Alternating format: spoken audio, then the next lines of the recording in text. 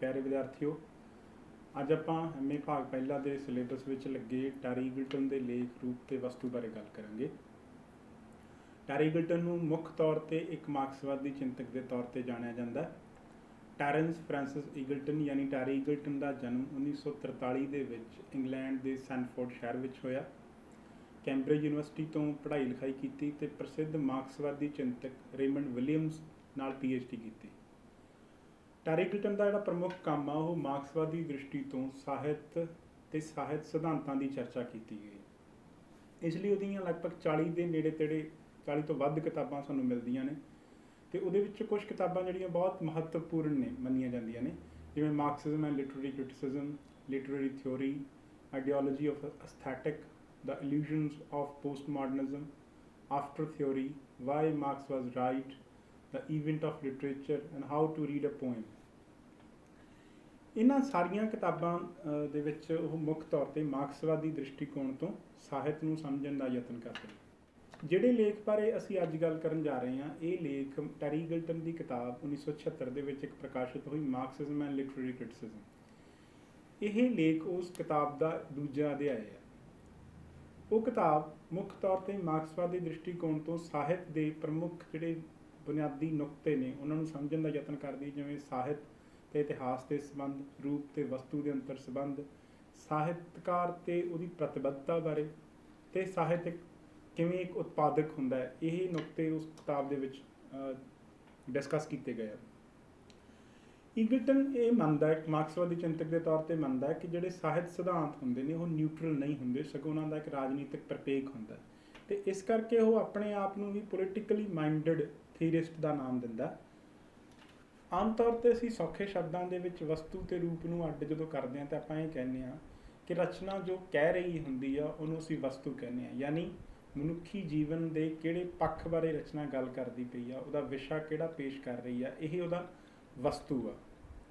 ते रचना किहड़े रूपाकार दे विच लिखी गई आ, उहदी संरचना की आ, उहदी कलात्मक पणतर की आ, उहदे विच किहड़ियां जुगतां दी वरतों कीती जा रही है, इस तरीके नाल असीं रूप नूं निखेड़ लैंदे हां। इत्थे सानूं एक होर महत्वपूर्ण गल वल ध्यान देण दी लोड़ आ कि जदों असीं वस्तु की गल करदे हां तां ਉਹਦੇ ਵਿੱਚ ਲੇਖਕ ਦਾ ਤੇ ਉਸ ਯੁੱਗ ਦਾ, ਉਸ ਸਮੇਂ ਦੀ ਜਿਹੜੀ ਵਿਸ਼ਵ ਦ੍ਰਿਸ਼ਟੀ ਆ ਉਹ ਸ਼ਾਮਿਲ ਹੁੰਦੀ, ਵਿਚਾਰਧਾਰਾ ਸ਼ਾਮਿਲ ਹੁੰਦੀ ਹੈ, ਕਿਉਂਕਿ ਸਾਹਿਤ ਹਮੇਸ਼ਾ ਤੋਂ ਮਨੁੱਖ ਤੇ ਮਨੁੱਖ ਦੇ ਨਾਲ ਜੁੜੇ ਹੋਏ ਮਸਲਿਆਂ ਬਾਰੇ ਲਿਖਿਆ ਜਾਂਦਾ ਰਿਹਾ।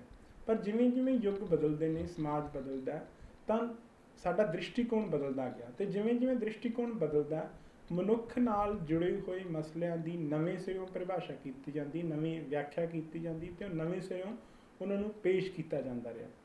इस करके वस्तु दे विच वो सारा दृष्टिकोण भी शामिल आ। तो जदों असीं रूप की गल करते हैं तो रूप का एक तां अर्थ असीं लैंदे भी किसी भी चीज़ की जिहड़ी बाहरी शक्ल आ, पर ਸਾਹਿਤਕ किरत दे विच असीं बाहरी रूप के नाल उहदी बनतर दे नाल आपां इह भी वेखना हुंदा कि हरेक ਸਾਹਿਤਕ रूप की एक संरचना जिहड़ी एक लंबे समय दे विच विकसित हुई हुंदी है। ਜਿਹੜੇ ਸਾਹਿਤ रूप ਹੁੰਦੇ ਨੇ ਉਹ ਬੇਸਿਕਲੀ ਉਹ ਸੰਰਚਨਾਵਾਂ ਹੁੰਦੀਆਂ ਨੇ ਜਿਹਦੇ ਵਿੱਚ ਜਿਹੜੀਆਂ ਇੱਕ ਲੰਮੇ ਸਮੇਂ 'ਚ ਵਿਕਸਿਤ ਹੋਈਆਂ ਹੁੰਦੀਆਂ ਨੇ ਤੇ ਜਿਹੜੀਆਂ ਖਾਸ ਤਰ੍ਹਾਂ ਦਾ ਸੰਚਾਰ ਕਰਦੀਆਂ ਨੇ, ਖਾਸ ਤਰ੍ਹਾਂ ਦੀਆਂ ਜੁਗਤਾਂ ਨੇ, ਖਾਸ ਤਰ੍ਹਾਂ ਦੀ ਉਹਦੀ ਵਿਚਾਰਧਾਰਾ ਹੁੰਦੀ ਹੈ। ਤੇ ਅਗਲੀ ਇੰਪੋਰਟੈਂਟ ਗੱਲ ਉਹਦੇ ਵਿੱਚ ਪਾਠਕ ਤੇ ਲੇਖਕ ਦੇ ਖਾਸ ਤਰ੍ਹਾਂ ਦੇ ਸੰਬੰਧ ਪਏ ਹੁੰਦੇ ਨੇ, ਯਾਨੀ ਹਰੇਕ ਰੂਪ ਦੇ ਵਿੱਚ ਜਿਹੜਾ ਸਰੋਤਾ ਜਾਂ ਦਰਸ਼ਕ ਆ ਤੇ ਲੇਖਕ ਦੇ ਸੰਬੰਧ ਨੇ। ਮਸਲਨ ਜੇ ਅਸੀਂ ਕਹਾਣੀ ਦੀ ਗੱਲ ਕਰਦੇ ਹਾਂ तो कहानी दे विच लेखक ते पाठक आ। जदों असीं नाटक ਸਾਹਿਤ रूप की गल करते हैं तो उहदे विच लेखक, निर्देशक ते दूजे पासे दर्शक आ। जे असीं इस तो इहनूं फैलाउने आ कि फिल्म एक रूप आ, तो फिल्म का जिहड़ा दर्शक आ वो होर तरह दा नाटक नालों भी। सो इहदा मतलब ये आ कि जदों असीं ਸਾਹਿਤਕ रूप की गल कर रहे हैं तो उहदे विच उहदा बाहरी रूप, उहदी बनतरां ते उहदे जिहड़ा लेखक ते पाठक के संबंध ने वो भी शामिल हुंदे ने। आम तौर पर कहा जाता है कि रूप ते वस्तु नूं अड्ड अड्ड नहीं किया जा सकता। टैरी ईगल्टन भी अपने लेख के शुरू में भी यही स्थापित करता है कि विहारक रूप विच रचना दे विच रूप ते वस्तु इन्ने एकमिक हुंदे ने कि उन्होंने निखेड़िया नहीं जा सकता। पर सिद्धांतक रूप विच असीं इन्हां नूं अड्ड कर सकते हैं, क्योंकि जे असीं दे संबंधां नूं समझना तो इन्हां नूं सिद्धांतक तौर पर वक्रे तरीके नाल समझना पेगा। इस करके वो इनू अड्ड करके देखदा। ਅਗਲੀ ਗੱਲ ਇਹ ਹੈ ਕਿ ਜਦੋਂ ਵੀ ਅਸੀਂ ਰੂਪ ਤੇ ਵਸਤੂ ਦੇ ਸੰਬੰਧਾਂ ਬਾਰੇ ਗੱਲ ਕਰਦੇ ਹਾਂ ਤਾਂ ਕੁਝ ਕੁ ਬੁਨਿਆਦੀ ਸਵਾਲ ਸਾਡੇ ਸਾਹਮਣੇ ਪੈਦਾ ਹੁੰਦੇ ਨੇ ਕਿ ਰਚਨਾ ਦੇ ਵਿੱਚ ਵਸਤੂ ਜ਼ਿਆਦਾ ਮਹੱਤਵਪੂਰਨ ਹੁੰਦੀ ਹੈ ਕਿ ਰੂਪ ਮਹੱਤਵਪੂਰਨ ਹੁੰਦਾ ਹੈ। ਜਿਹੜੀ ਰਚਨਾ ਦੀ ਕਲਾਤਮਕਤਾ ਜਾਂ ਰਚਨਾ ਦੇ ਵਿੱਚ ਸੁਹਜ ਸਿਰਜਣਾ ਉਹ ਰੂਪ ਕਰਕੇ ਪੈਦਾ ਹੁੰਦੀ ਆ ਜਾਂ ਵਸਤੂ ਕਰਕੇ ਪੈਦਾ ਹੁੰਦੀ ਹੈ। ਤੇ ਜਿਹੜੇ ਵੀ ਰੂਪ ਸਾਡੇ ਕੋਲ ਮਿਲਦੇ ਨੇ, ਇੱਕ ਲੇਖਕ ਦੇ ਕੋਲ ਹੁੰਦੇ ਨੇ, ਤੇ ਉਹਨੂੰ ਜਦੋਂ ਤਬਦੀਲ ਕੀਤਾ ਜਾਂਦਾ ਤਾਂ ਕੀ ਉਹ ਲੇਖਕ ਦੀ ਪ੍ਰਤਿਭਾ ਨਾਲ ਹੁੰਦਾ ਜਾਂ ਖਾਸ ਇਤਿਹਾਸਿਕ ਸਥਿਤੀਆਂ ਦੀ ਪੈਦਾਵਾਰ ਹੁੰਦੀ ਹੈ ਕਿ ਕੋਈ ਰੂਪ ਤਬਦੀਲ ਹੁੰਦਾ ਜਾਂ ਨਵੇਂ ਰੂਪ ਪੈਦਾ ਹੁੰਦੇ ਨੇ। ਇਹਦੇ ਸਾਰੇ ਕੁਝ ਦੇ ਵਿੱਚ ਲੇਖਕ ਦੀ ਪ੍ਰਤਿਭਾ ਦਾ ਕੀ ਰੋਲ ਹੁੰਦਾ, ਉਹਨੂੰ ਅਸੀਂ ਕਿਵੇਂ ਦੇਖ ਸਕਦੇ ਹਾਂ? ਇਹ ਕੁਝ ਕੁ ਸਵਾਲ ਨੇ ਜਿਹੜੇ ਵੱਖ-ਵੱਖ ਜਿਹੜੇ ਸਾਹਿਤ ਸਿਧਾਂਤ ਨੇ ਜਿਨ੍ਹਾਂ ਨੇ ਰੂਪ ਬਾਰੇ ਗੱਲ ਕੀਤੀ, ਭਾਵੇਂ ਉਹ ਰੂਪਸੀ ਰੂਪਵਾਦੀ ਨੇ, ਭਾਵੇਂ ਸੰਰਚਨਾਵਾਦ ਆ, ਭਾਵੇਂ ਉਹ ਮਾਰਕਸਵਾਦ ਆ। ਮਾਰਕਸਵਾਦ ਦੇ ਵਿੱਚ ਰੂਪ ਤੇ ਵਸਤੂ ਬਾਰੇ ਇੱਕ ਲੰਮੀ ਸਾਨੂੰ ਸੰਵਾਦ ਮਿਲਦਾ। ਇਹ ਲੇਖ ਵੀ ਉਹ ਸੰਵਾਦ ਦਾ ਇੱਕ ਹਿੱਸਾ। ਮਾਰਕਸਵਾਦੀ ਜਿਹੜਾ ਇਹ ਲੇਖ ਹੈ ਇਹ ਮੁੱਖ ਤੌਰ ਤੇ ਮਾਰਕਸਵਾਦੀ ਦ੍ਰਿਸ਼ਟੀਕੋਣ ਤੋਂ ਲਿਖਿਆ ਗਿਆ। ਮਾਰਕਸਵਾਦੀ ਸਿਧਾਂਤ ਰੂਪ ਤੇ ਵਸਤੂ ਨੂੰ ਬੇਸ ਐਂਡ ਸੁਪਰਸਟਰਕਚਰ ਦੇ ਸਿਧਾਂਤ ਦੇ ਸਮਾਨਾਂਤਰ ਰੱਖ ਕੇ ਸਮਝਦਾ ਹੈ। ਜਿਵੇਂ ਮਾਰਕਸਵਾਦੀ ਸਿਧਾਂਤ ਇਹ ਸਪਸ਼ਟ ਕਰਦਾ ਹੈ ਕਿ ਜਿਵੇਂ ਸਮਾਜ ਦੀ ਜਿਹੜੀ ਬੁਨਿਆਦ ਹੁੰਦੀ ਹੈ ਜਾਂ ਬੇਸ ਹੁੰਦਾ, ਜਿਹਨੂੰ ਅਸੀਂ ਨੀਂਹ ਕਹਿੰਦੇ ਹਾਂ, ਉਹ ਆਰਥਿਕ ਰਿਸ਼ਤੇ ਹੁੰਦੇ ਨੇ, ਉਤਪਾਦਨ ਦਾ ਢੰਗ ਹੁੰਦਾ, ਉਤਪਾਦਨ ਦੀ ਵਿਧੀ ਹੁੰਦੀ ਹੈ, ਤੇ ਉਹਦੇ ਉੱਪਰ ਜਿਹੜੀਆਂ ਸਮਾਜਿਕ ਬਣਤਰਾਂ ਉਸਰੀਆਂ ਹੁੰਦੀਆਂ ਨੇ, ਭਾਵੇਂ ਉਹ ਪਰਿਵਾਰਕ ਬਣਤਰਾਂ ਨੇ, ਸਮਾਜ ਦੀਆਂ ਨੇ, ਰਾਜਨੀਤੀ ਦੀਆਂ ਨੇ, ਗਿਆਨ ਦੀਆਂ ਨੇ, ਉਹ ਸਾਰੀਆਂ ਜਿਹੜੀਆਂ ਬਣਤਰਾਂ ਨੇ ਉਹ ਸਮਾਜ ਦਾ ਉਸਾਰ ਹੁੰਦਾ। ਬਿਲਕੁਲ ਉਵੇਂ ਹੀ ਮਾਰਕਸਵਾਦੀ ਚਿੰਤਕ ਇਹ ਸਥਾਪਿਤ ਕਰਦੇ ਨੇ ਕਿ ਰਚਨਾ ਦਾ ਜਿਹੜਾ ਵਸਤੂ ਹੁੰਦਾ ਉਹ ਬੁਨਿਆਦ ਹੁੰਦੀ ਆ ਤੇ ਜਿਹੜਾ ਰੂਪ ਆ ਉਹ ਉਹਦੇ ਉੱਪਰ ਉਸਰਿਆ ਹੁੰਦਾ। ਤੇ ਜਿਵੇਂ ਜਿਵੇਂ ਇਤਿਹਾਸ ਦੇ ਵਿੱਚ ਤਬਦੀਲੀਆਂ ਆਉਂਦੀਆਂ ਰਹਿੰਦੀਆਂ ਨੇ ਉਵੇਂ ਉਵੇਂ ਰੂਪ ਦੇ ਵਿੱਚ ਵੀ ਤਬਦੀਲੀ ਆਉਂਦੀ ਜਾਂਦੀ ਹੈ। ਇਹ ਵਿਧੀ ਇਹ ਮੰਨਦੀ ਹੈ ਕਿ ਸਾਹਿਤਕ ਕਿਰਤ ਦੀ ਵਸਤੂ ਨਿਰਧਾਰਕ ਹੁੰਦੀ ਹੈ ਤੇ ਰੂਪ ਉਸ ਵਸਤੂ ਦੇ ਅਨੁਸਾਰ ਹੀ ਹੁੰਦਾ ਹੈ ਤੇ ਰੂਪ ਤੇ ਵਸਤੂ ਦੇ ਵਿੱਚ ਦਵੰਦਾਤਮਕ ਸੰਬੰਧ ਹੁੰਦੇ ਨੇ। ਇਸੇ ਕਰਕੇ ਫਰੈਡਰਿਕ ਜੇਮਸਨ ਇਹ ਕਹਿੰਦਾ ਕਿ ਰੂਪ ਆਪਣੇ ਆਪ ਵਿੱਚ ਪਰ ਉਸਾਰ ਦੇ ਖੇਤਰ ਵਿੱਚ ਵਸਤੂ ਦਾ ਪ੍ਰਗਟਾ ਹੀ ਹੁੰਦਾ ਹੈ। ਸੋ ਇਹਦਾ ਮਤਲਬ ਇਹ ਆ ਕਿ ਇੱਥੇ ਰੂਪ ਤੇ ਵਸਤੂ ਨੂੰ ਬੇਸ ਐਂਡ ਸੁਪਰਸਟਰਕਚਰ ਦੇ ਮਾਡਲ ਨਾਲ ਸਮਝਿਆ ਜਾ ਰਿਹਾ।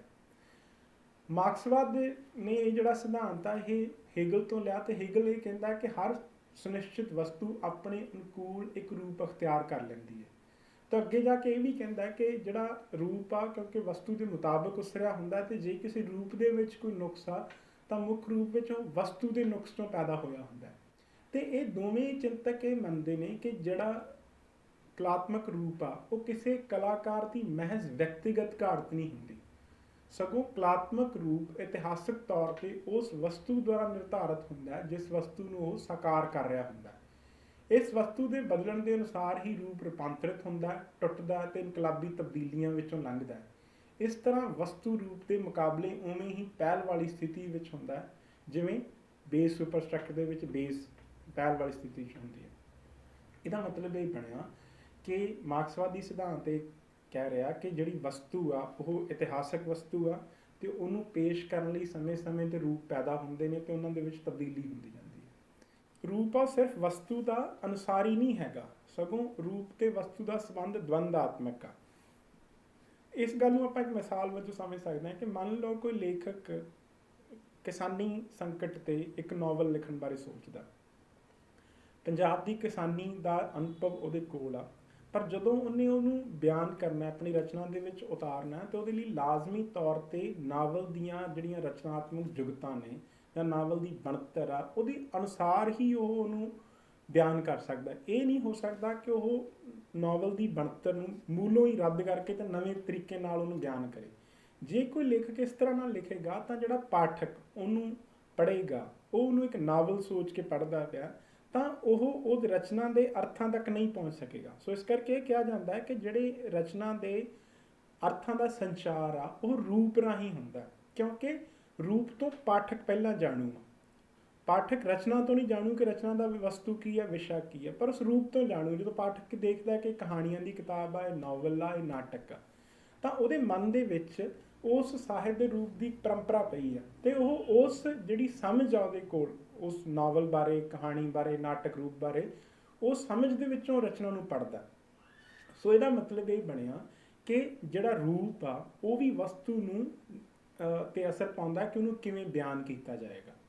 ਸੋ ਇਹਨਾਂ ਦੇ ਜਿਹੜਾ ਸਬੰਧ ਆ ਉਹ ਇੰਨਾ ਗਤੀਸ਼ੀਲ ਹੁੰਦਾ ਹੈ ਕਿ ਵਸਤੂ ਰੂਪ ਨੂੰ ਪ੍ਰਭਾਵਿਤ ਕਰਦੀ ਹੈ ਤੇ ਰੂਪ ਵਸਤੂ ਨੂੰ ਮੋਡੀਫਾਈ ਕਰਦਾ ਹੈ। ਇਸ ਕਰਕੇ ਅਸੀਂ ਇਹ ਦੇਖਦੇ ਹਾਂ ਕਿ ਹਰ ਜਿਹੜਾ ਲੇਖਕ ਆ ਉਹਦੀ ਬਣਤਰ, ਰੂਪ ਦੀ ਬਣਤਰ ਦੇ ਵਿੱਚ ਕੁਛ ਨਾ ਕੁਛ ਅੰਤਰ ਹੁੰਦਾ ਕਿ ਉਹ ਵਸਤੂ ਨੂੰ ਕਿਵੇਂ ਪਰਸੀਵ ਕਰਦਾ ਪਿਆ। ਇਹਦੇ ਨਾਲ ਜਿਹੜੀ ਇੰਪੋਰਟੈਂਟ ਗੱਲ ਇਹ ਵੀ ਜੁੜਦੀ ਆ ਕਿ ਕਿਉਂਕਿ ਇਹ ਗਤੀਸ਼ੀਲ ਸੰਬੰਧ ਆ ਤਾਂ ਇਹਦੇ ਵਿੱਚ ਜਿਹੜੀ ਵਿਚਾਰਧਾਰਾ ਉਹ ਸਿਰਫ ਵਸਤੂ ਦੇ ਵਿੱਚ ਨਹੀਂ, ਉਹ ਉਹਦੇ ਰੂਪ ਦੇ ਵਿੱਚ ਵੀ ਸਮੋਈ ਪਈ ਹੁੰਦੀ ਹੈ।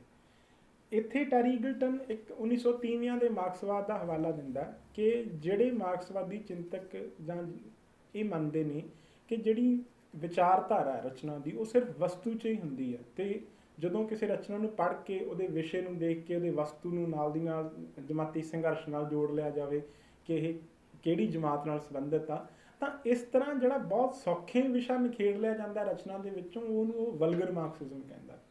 ਉਹਦਾ ਕਹਿਣਾ ਇਹ ਆ, ਉਹ ਲੁਕਾਚ ਦੇ ਹਵਾਲੇ ਨਾਲ ਵੀ ਗੱਲ ਕਰਦਾ ਕਿ ਅਸਲ ਦੇ ਵਿੱਚ ਰਚਨਾ ਦੇ ਵਿੱਚ ਜਿਹੜੇ ਵਿਚਾਰਧਾਰਾ ਦੇ ਵਾਹਕ ਹੁੰਦਾ ਉਹ ਵਸਤੂ ਨਹੀਂ ਹੁੰਦਾ, ਵਸਤੂ ਘੱਟ ਹੁੰਦਾ, ਉਹਦੇ ਮੁਕਾਬਲੇ ਜਿਹੜਾ ਰੂਪ ਆ ਉਹ ਵੱਧ ਵਿਚਾਰਧਾਰਾ ਦਾ ਵਾਹਕ ਹੁੰਦਾ। ਸੋ ਇਸ ਲੇਖ ਦੇ ਵਿੱਚ, ਇਹ ਲੇਖ ਦੀ ਸ਼ੁਰੂਆਤ ਟੈਰੀ ਈਗਲਟਨ ਇਸ ਲੁਕਾਚ ਦੇ ਇਸ ਵਿਚਾਰ ਤੋਂ ਕਰਦਾ ਕਿ ਜਿਹੜਾ ਸਾਹਿਤਕ ਕਿਰਤ ਦਾ ਰੂਪ ਹੁੰਦਾ ਉਹ ਵਿਚਾਰਧਾਰਾ ਦਾ ਵਾਹਕ ਹੁੰਦਾ। ਇਹ ਲੇਖ ਲਗਭਗ ਇਸ ਵਿਚਾਰ ਨੂੰ ਸਪਸ਼ਟ ਕਰਨ ਦੇ ਆਲੇ ਦੁਆਲੇ ਰਹਿੰਦਾ ਅਤੇ ਇਹਦੇ ਲਈ ਉਹ ਵੱਖ-ਵੱਖ ਜਿਹੜੇ ਵਿਚਾਰਵਾਨ ਨੇ ਉਹਨਾਂ ਦਾ ਚਰਚਾ ਕਰਦਾ। ਲੇਖ ਦੇ ਪਹਿਲੇ ਹਿੱਸੇ ਦੇ ਵਿੱਚ ਰੂਪ ਦਾ ਇਤਿਹਾਸ ਨਾਲ ਸੰਬੰਧ ਸਪਸ਼ਟ ਕੀਤਾ ਜਾਂਦਾ ਕਿ ਕਿਵੇਂ ਇਤਿਹਾਸ ਦੇ ਵਿੱਚ ਜਿਵੇਂ ਤਬਦੀਲੀਆਂ ਆਉਂਦੀਆਂ ਨੇ ਉਵੇਂ ਨਵੇਂ ਰੂਪ ਪੈਦਾ ਹੁੰਦੇ ਜਾਂਦੇ ਨੇ। ਜੇ ਅਸੀਂ ਪੰਜਾਬੀ ਸਾਹਿਤ ਦੇ ਪ੍ਰਸੰਗ ਨਾਲ ਸਮਝਣਾ ਹੋਵੇ ਤਾਂ ਪੰਜਾਬੀ ਸਮਾਜ ਦੇ ਵਿੱਚ ਜਦੋਂ ਜਿਹੜੇ ਦੌਰ ਨੂੰ ਅਸੀਂ ਮੱਧਕਾਲੀ ਦੌਰ ਕਹਿੰਦੇ ਹਾਂ, ਉਸ ਸਮੇਂ ਸਾਡੇ ਇੱਥੇ ਕਿੱਸਾ, ਵਾਰਾਂ, ਸ਼ਬਦ, ਸਲੋਕ ਰਚੇ ਜਾਂਦੇ ਨੇ। ਪਰ 20ਵੀਂ ਸਦੀ ਦੇ ਵਿੱਚ ਇੱਥੇ ਨਾਵਲ, ਕਹਾਣੀ, ਨਾਟਕ, ਨਿੱਕੀ ਕਹਾਣੀ ਲਿਖੇ ਜਾਣ ਲੱਗ ਜਾਂਦੇ ਨੇ ਅਤੇ ਜਿਹੜੇ ਪੁਰਾਣੇ ਸਾਹਿਤ ਰੂਪ ਨੇ ਉਹ ਲਗਭਗ ਲਿਖੇ ਜਾਣੇ ਬੰਦ ਹੋ ਜਾਂਦੇ ਨੇ। ਇਹਦਾ ਮਤਲਬ ਕੀ ਆ ਕਿ ਉਹ ਸਾਹਿਤ ਰੂਪ ਉਸ ਯੁੱਗ ਦੀ ਵਿਚਾਰਧਾਰਾ ਦੇ ਅਨੁਸਾਰ ਹੀ ਸਨ ਅਤੇ 20ਵੀਂ ਸਦੀ ਦੇ ਵਿੱਚ ਜਦੋਂ ਆਧੁਨਿਕ ਬਣਤਰਾਂ ਇੱਥੇ ਵਿਕਸਿਤ ਹੋਣੀਆਂ ਸ਼ੁਰੂ ਹੋ ਜਾਂਦੀਆਂ ਨੇ ਤਾਂ ਉਸ ਆਧੁਨਿਕ ਚੇਤਨਾ ਦੇ ਅਨੁਸਾਰ ਹੀ ਜਿਹੜੇ ਨਵੇਂ ਸਾਹਿਤ ਰੂਪ ਪੈਦਾ ਹੁੰਦੇ। ਇਸ ਲੇਖ ਦੇ ਵਿੱਚ ਲੇਖਕ ਕੁਝ ਚਿੰਤਕਾਂ ਦਾ ਹਵਾਲਾ ਦਿੰਦਾ ਜਿਨ੍ਹਾਂ ਨੇ ਰੂਪ ਤੇ ਵਸਤੂ ਦੇ ਅੰਤਰ ਸੰਬੰਧਾਂ ਨੂੰ ਸਮਝਣ ਦਾ ਯਤਨ ਕੀਤਾ, ਜਿਹਦੇ ਵਿੱਚ ਇੰਪੋਰਟੈਂਟਲੀ ਜਾਰਜ ਲੁਕਾਚ ਦਾ ਜ਼ਿਕਰ ਆਉਂਦਾ, ਜਿਹਨੇ ਜਾਰਜ ਲੁਕਾਚ ਦੀ ਕਿਤਾਬ ਆ ਥਿਊਰੀ ਆਫ ਨਾਵਲ, ਉਹਦੇ ਵਿੱਚ ਉਹਨੇ ਨਾਵਲ ਦੇ ਪੈਦਾ ਹੋਣ ਦੀ ਇਤਿਹਾਸਕਤਾ ਨੂੰ ਪਛਾਣਨ ਦਾ ਯਤਨ ਕੀਤਾ ਕਿ ਨਾਵਲ ਰੂਪ ਜੇ ਪੈਦਾ ਹੋਇਆ ਤਾਂ ਉਹਦੇ ਇਤਿਹਾਸਕ ਕਾਰਨ ਕੀ ਨੇ। ਜਾਰਜ ਲੁਕਾਚ ਇਹ ਸਪਸ਼ਟ ਕਰਦਾ ਕਿ ਨਾਵਲ ਉਦੋਂ ਪੈਦਾ ਹੁੰਦਾ ਜਦੋਂ ਮਨੁੱਖ ਅਤੇ ਸੰਸਾਰ ਦੀ ਇਕਸੁਰ ਅਖੰਡਤਾ ਢਹਿ ਜਾਂਦੀ ਹੈ। ਇਸ ਗਲਪ ਦਾ ਨਾਇਕ ਪੂਰਨਤਾ ਦੀ ਭਾਲ ਵਿੱਚ ਹੈ, ਉਹ ਸੰਸਾਰ ਤੋਂ ਵਿਛੁੰਨਿਆ ਹੋਇਆ ਹੈ। ਇਹ ਆਧੁਨਿਕ ਸਮਾਜ ਵਿੱਚ ਬੰਦੇ ਦੀ ਨਿਥਾਵੀਂ ਅਤੇ ਬੇਗਾਨਗੀ ਵਾਲੀ ਸਥਿਤੀ ਨੂੰ ਪ੍ਰਗਟ ਕਰਦਾ ਹੈ।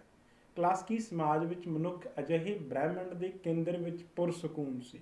ਤਾਂ ਮਤਲਬ ਇਹ ਆ ਕਿ ਉਹ ਇਹ ਕਹਿ ਰਿਹਾ ਕਿ ਜਿਹੜਾ ਪੁਰਾਣਾ ਕਲਾਸੀਕਲ ਯੂਨਾਨੀ ਸਮਾਜ ਸੀ ਉਹਦੇ ਵਿੱਚ ਮਨੁੱਖ ਕੁਦਰਤ ਨਾਲ ਅਤੇ ਬ੍ਰਹਿਮੰਡ ਨਾਲ ਆਪਣੇ ਆਪ ਨੂੰ ਇਕਸੁਰ ਮਹਿਸੂਸ ਕਰਦਾ, ਪਰ ਜਦੋਂ ਆਧੁਨਿਕ ਵਿਚਾਰ ਆਉਂਦੇ ਨੇ, ਆਧੁਨਿਕਤਾ ਪੈਦਾ ਹੁੰਦੀ ਆ ਤਾਂ ਉਹਦੇ ਨਾਲ ਜਿਹੜਾ ਸਮਾਜ ਆ ਉਹ ਵਿਖੰਡਿਤ ਹੋ ਜਾਂਦਾ ਅਤੇ ਨਵੇਂ ਤਰ੍ਹਾਂ ਦੀ ਚੇਤਨਾ ਮਨੁੱਖ ਤੋਂ ਉਹਦੀ ਹੋਂਦ ਦੇ ਜਿਹੜੇ ਪੁਰਾਣੇ ਬੁਨਿਆਦੀ ਆਧਾਰ ਸਨ ਉਹ ਖੋਹ ਲੈਂਦੀ ਹੈ, ਜਿਹਦੇ ਕਰਕੇ ਮਨੁੱਖ ਆਪਣੇ ਆਪ ਨੂੰ ਇਹਦੇ ਵਿੱਚ ਗੁਆਚਿਆ ਹੋਇਆ ਬੇਗਾਨਾ ਮਹਿਸੂਸ ਕਰਦਾ।